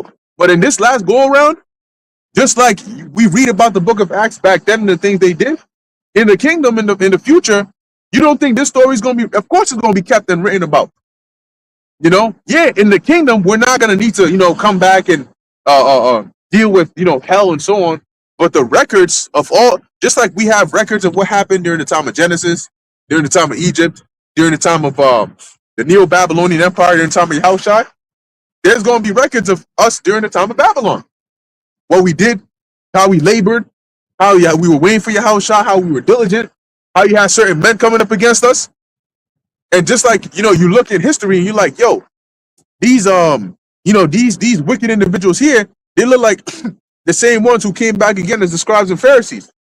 In the kingdom, you're gonna say, well, those scribes and Pharisees, they're like the same groups that came back, and your IUICs and your ISUPKs and your this and your that. Because back then in the New Testament, before that, you didn't have the sect of the Essenes, right, or the Sadducees and the Pharisees and the different sects, the Gnosticism. They weren't like official sects. But in the New Testament, they became official sects. Guess what? Now you're called different groups, right? IUIC, you know, ISUPK. That's what you call them now. Back then, you still had groups. Same things. Scribes, Pharisees. You know what I'm saying? The Sadducees, the this. It's the same people, same spirits recycled back again, playing the same roles. Got that? This is the book of Acts, chapter 2 and 1. So it's exciting times that we in. Very, very exciting times. This is the last go around. Okay, and the Lord is going to make it the most unforgettable time in history, man. Because this is literally the prologue before the kingdom. So it has to be like those charts, those chart graphs where it goes, and then when you get to the very end, it just skyrockets. Damn, the Lord did this, that, and all that in that time. Yeah, He did. Damn right He did. Got it. Hey, real quick too, and there's a lot of graphs that when you look at, it takes a sharp turn up. When you look at a lot of things, like even certain words that are being used, or how much money is being spent, or you know, the condition of people's health, right? You know, the degradation of morals in society. A lot of things. You go from 2024, 2025, 2026, and you compare it to the previous decades, is like a steady increase, like a slow, steady increase. And when you get to 2024, 2025, 2026, it gets like mad high, just shoots up out of nowhere, just like that. And that's because of what you just said. It's like everything is being sped up. So like we were talking about this a couple of days ago, where the Lord has shortened the days in a sense that things that would happen in like a span of 10 years are happening like 2 years, right? So events are happening, boom, boom, boom, just like that in such a short time that people don't even get to process these things. Like you have a mass shooting, like 2 decades ago, a mass shooting was like a talk of the town for months. You'd be like, yo, what happened? Like, yo, remember this? Yo, we're going to pray for them, this and that. I remember back in 2010, I think, there was was it a senator or somebody, Gabrielle Giffords, I think, or Giffords, I think that was her name. And she got shot in the head, right? She got shot in the head, and I think her husband was an astronaut or something. And she got shot in the head, but she lived, right? And it was like the talk of the town. Everybody was talking about it. Even in school, they were talking about it, like prayers and all that. Like it was a thing. Now you get the president of the country get his ear snipped, and after 2 weeks, it's like, oh, we back to normal, everything, or we just going back to the campaign trail. Like, wait, hold on, wait a minute. He's healed already? Like what? They know cartilage that's blown off. Like you just got hit in your ear and that's it. So it's like these kind of events. A decade or two ago, that shit that happened with Trump 2 years ago would have been everywhere. Like, yo, like, nah, that's like close to damn near assassination, like, da. But it was all a stage. It was all a stage that happened on the stage, just like everything else. They do all these things to push certain narratives, right? But these things also they play a huge role in how prophecy is being fulfilled, okay? But the point is, you got a lot of things happening in a very short time. Like the saying that says, there are years or there are decades that nothing happens, and then there are days where decades happen, right? So, you know, things happen in succession just like that quickly, and it adds to the intensity of prophecy. You know what I'm saying? Like you said earlier, it's a short time, but it's filled with a lot of things, right? A lot of things that only the elect will be able to navigate through with the help of Yahweh Bashem Yahweh Shai. All right, but your brothers got it. Go ahead. This is the book of Acts, chapter 2 and 1, and it reads, "And when the day of Pentecost was fully come, they were all The 50th day after the Passover. Go ahead. with one accord in one place. Or the Feast of Unleavened Bread. Let me say it that way. Go ahead. And suddenly there came a sound from heaven, So they were gathered in one place, right? Because the Lord told them, tarry at Jerusalem until you receive power. Go ahead. as of a rushing mighty wind, So they're there, and you know, like you see in those movies when there's like a divine presence, this wind, this sudden surge of wind, you know, just blowing into the room, you know, kicking the doors down and move that shit. I'm here. Go ahead. and it You filled start seeing the curtains blowing and shit. You know what I'm saying? The doors opening, slamming, the trees are moving. You're like, oh shit, what's going on? Everybody getting the chills, like, yo, what the, you feel that? Like, what's going on? That was the scene. You got it. You gotta visualize it. You gotta visualize it. Right. Go ahead. and it filled all the house where they were sitting. Yeah. So that you could, that the spirit, the wind was so strong, you could feel it in the house. You know, your garments blowing, handkerchief blowing up in your face, got pulled out your face. You're like, oh man, yo, spirit is active, huh? Go ahead. And there appeared unto them cloven tongues, Now, the cloven tongue, when something is cloven, is divided, it's cut. And the tongue here was talking about what it looked like was an actual tongue that was cut, okay, that appeared over them. Go ahead. like as of fire, Mhm. and it sat upon each of them. So you on one side, because whoever's describing this, right, they're describing what somebody saw. How do they know that it looked like a divided tongue if they didn't see it? So if you sitting across from somebody, you can see it on their head, where it looks like fire, but it's a cloven tongue, a tongue that's cut over, or that's the figure on their heads. And they're seeing it. They're like, oh shit. And what it symbolized was that's the second dog that came here today. What it symbolized was the power to speak different languages. Because that's what the tongues are. When you read in the you know, the scriptures, it refers to the tongue, the power of life and death is in the tongue, that's speech. Okay? Go ahead.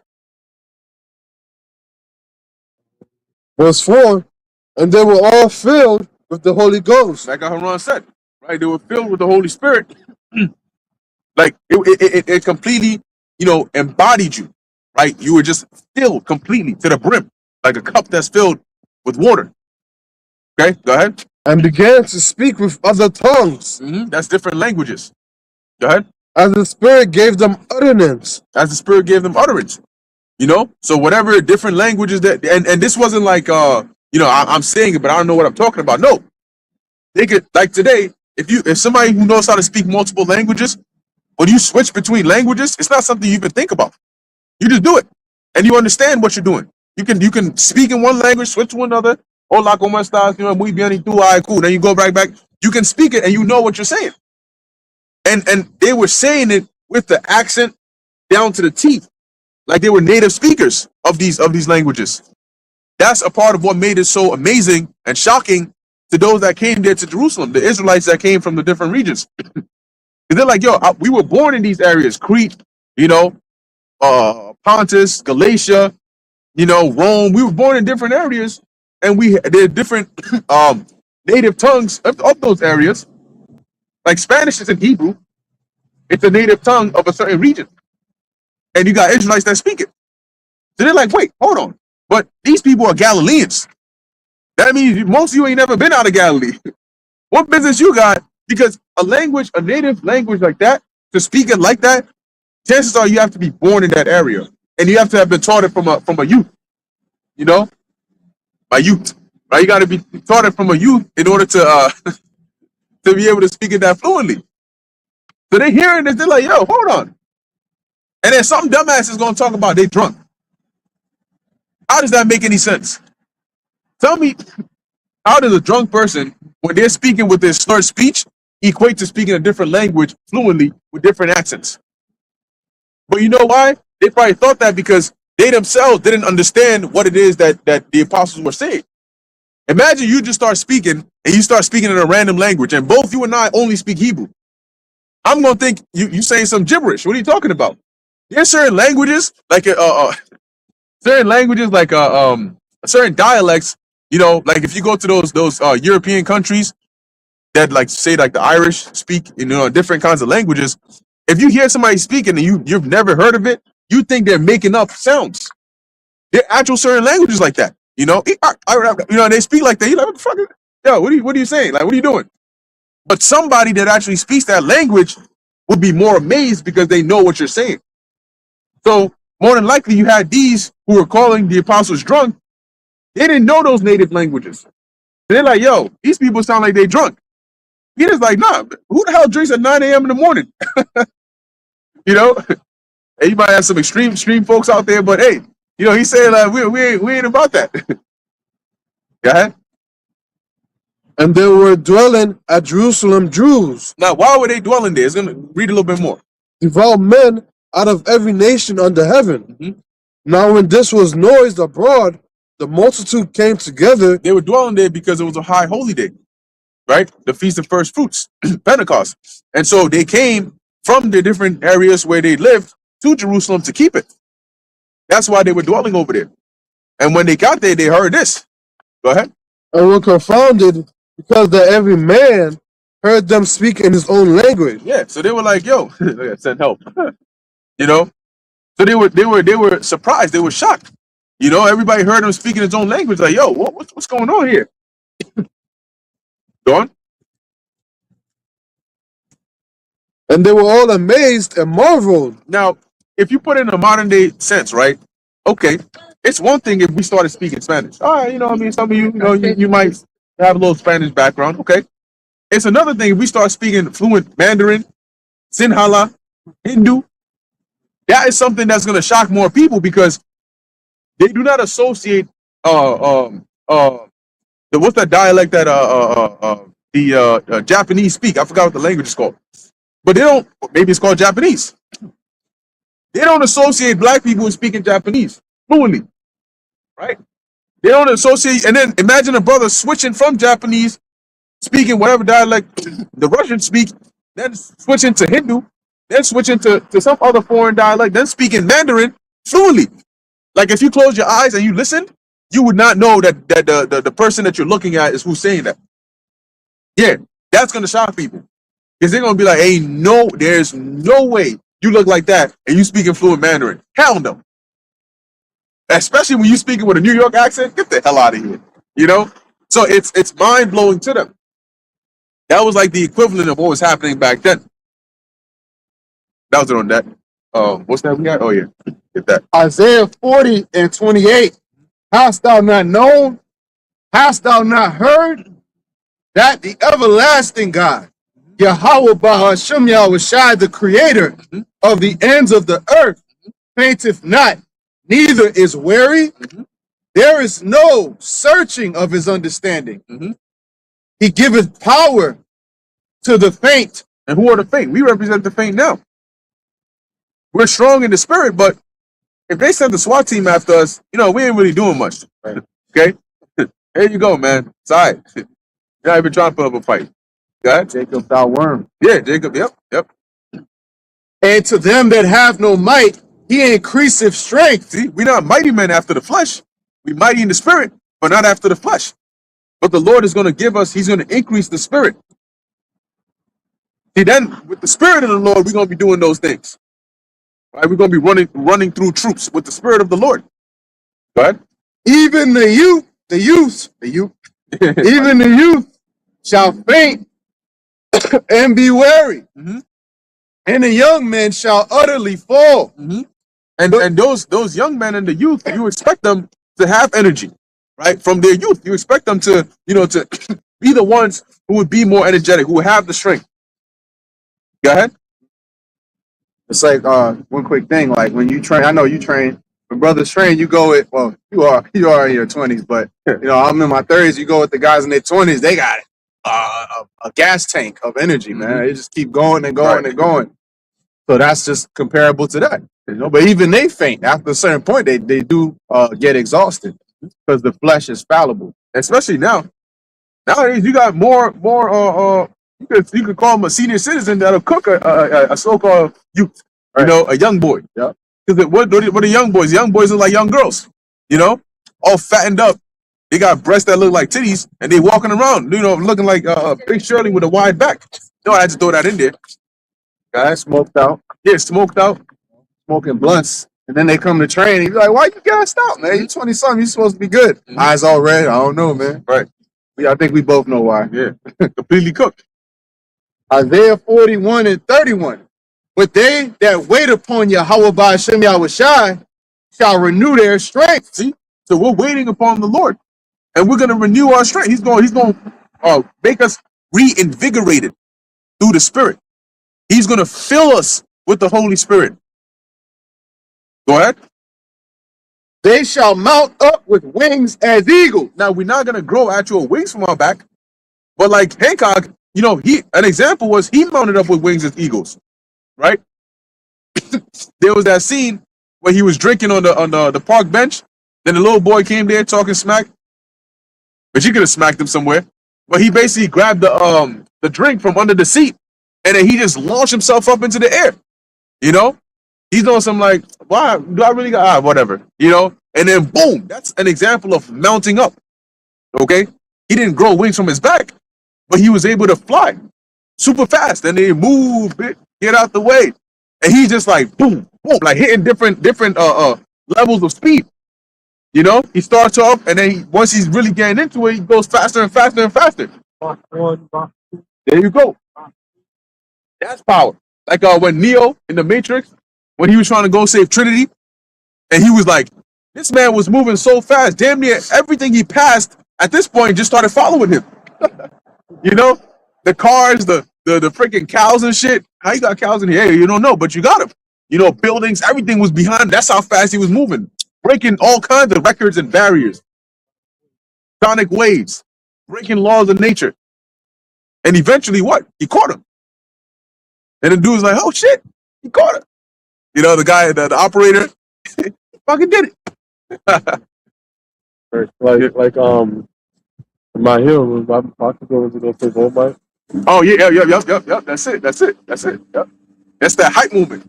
You know, because you're like, damn, like, yo, is he gonna make it? Is he not? You know, and he's already moving faster than can be, but now he's kicking into another gear. So sometimes you gotta think about it like that, being in the truth. Okay, you already pushing to your limit. You know, people think, okay, maybe that's his limit. Nah, kick it into another high gear. You know, you gotta grab your limits and pass your limits. You know, There's certain Gadites that used to run like that too. They used to be able to run for miles and miles and miles and miles. I think there's still certain tribes that, I don't know if they're still around, but in recent history, they were able to still kind of keep the tradition where they could run more than a marathon. They keep running and running and running. They just like low level baby spiritual power. Now, if they had that, and this is just us in the mortal flesh, Israel, and the mortal flesh of you so-called blacks, Latino, Native Americans, imagine when the Lord actually bring the power, man. It's gonna be a wrap. They're gonna have no choice but to go hide in a bunker and press the button. You know? Who says that? Yep. They shall run and not be weary. They shall run and not be weary. And the chariots manifesting, and the angels, you know, and the King of Kings hadn't even shown up yet. He's right at the door. That portal about to open up, you know, or however he comes. Isaiah 41 and 31. But they that wait upon Yahweh shall renew their strength. They shall mount up with wings as eagles. They shall run and not be weary, and they shall walk and not faint. Yes. And when you're running, you're not weary, you don't get tired. Okay? And we ain't going to be running at regular speeds. You're going to be zooming here. Wisdom of Solomon, the 3rd chapter, talks about that, right? As sparks amongst the stubble. A spark, like if you're trying to light a fire, a spark is very quick. You're like when lightning strikes, it's very quick. When you see that little spark and then it's gone. You know, it's here then it's not. It's here then it's there. It's here then it's not. You know? And that's it's going to be a shocker to this world, but that's before the Lord actually comes and changes us. At that point, that's it. When we come down, forget about it. Forget about it. Okay? You're talking about new bodies. At that point, we're going to be gods, right? That's going to be the full fulfillment. See, Yahushua fulfilled it first, right? In the book of Hebrews, I think it's the 3rd chapter, which quotes one of the Psalms. where David talks about how the Lord, made man a little lower than the angels and then crowned them. But Paul said, but we don't see that glory given to man, but we see Yahweh Shai got that glory. So he got it first. But we're going to get that glory when we actually embody what it is to be gods. We're the sons of God, but the Lord is going to elevate us to God status where we're no longer going to die like men. We're not going to be demigods. We're going to be full-on gods with power of life and death, control, creation, all of that. And not just one, or not two. How many licks does it take to get to the Tootsie Roll center of a Tootsie Pop? Let's find out. It ain't going to be 3 either. It's going to be 144,000 coming down. And you just like, yo, at that point, bro, drop your weapons, drop it all, just have your hands ready. We're gonna pull you up like a Magneto in the X-Men movie when he opened up that little bunker area that those elites were hiding in. And you open it up and they look like that demon from Lord of the Rings. That little My Precious demon. Half their hair is already bald and these old fucks. You like, yo, y'all the ones who've been causing all this trouble, man? Bruh. You got to give them energy so they can survive the first couple days of what they're about to go through. But hey, we're going to do it. We're going to find you like in Dragon Ball Z. We ain't going to use the little scouter. We'll find where this guy, here, go get him. Pull him up out the earth, open that shit, throw it somewhere. We're going to use power like it's an extension of your body. You don't think about moving your hands. You're moving things with your mind, you ain't going to be thinking about it. But power coming down because we're going to have work to do. And let one of you nations dare to try and stop the warriors, the army of Yahweh Ba'ashem Yahweh Shai, the elite force that he is prepared in battle array.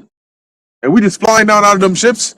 It's gonna be quick work to subject the whole world easily under the dominion of Yahweh Shai. Easy work. He ain't even gonna need to lift a finger. Lord just give the command and it's already done. We just want to have a little fun with it. Get on the battlefield and see what's up with that. Bring your best artillery. Like this guy. What's that X-Men movie with the Apocalypse. Is it Apocalypse? Where he went and recruited the mutants? Yep. And then he was basically telling them how futile their missiles and stuff were. Gave them more power. Yep.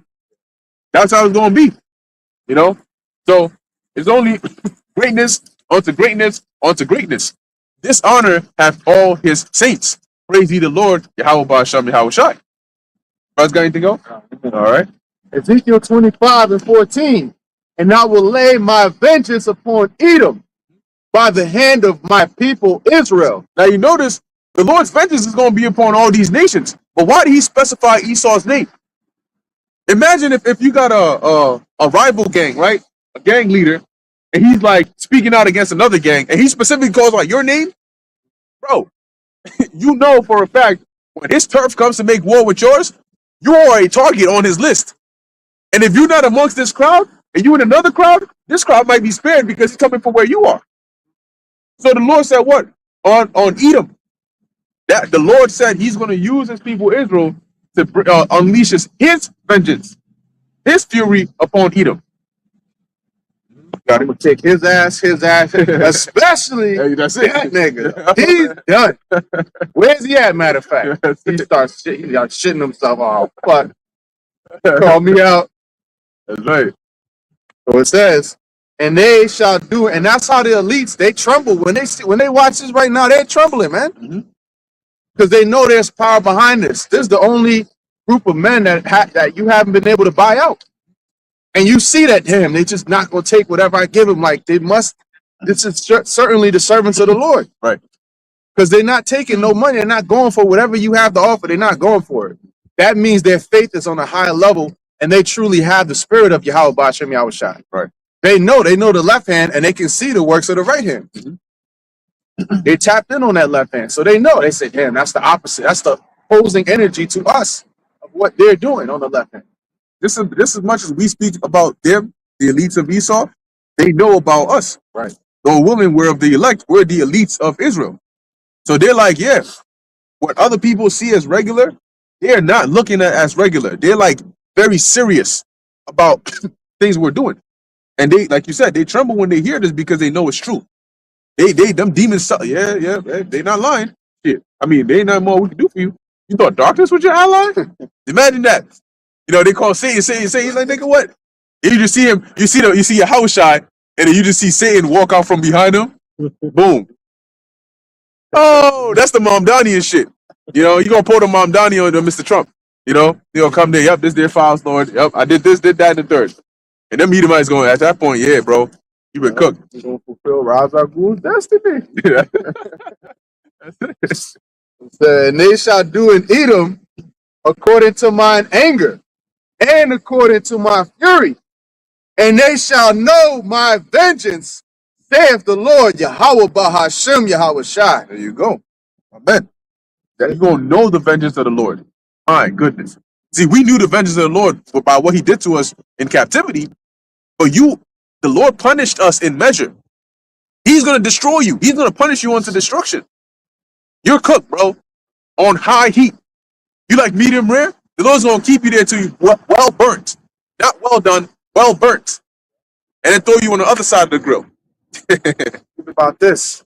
There's no heathen nation that the Lord specified one book that's dedicated to your doom and destruction. And that's the book of Obadiah. Yep. And that's specifically for Edom. Just to show you how cooked and fried you devils are. So, yeah, man. Enjoy the last bit of it, you know? Rejoice and be glad, O daughter of Edom, because this shit is over with. Yep. Brothers, got anything before we close it out? Perfect. So with that, we're going to end it here. Lord willing, that was edifying to the elect and pleasing to Yahweh Bahashem Yahweh Shai.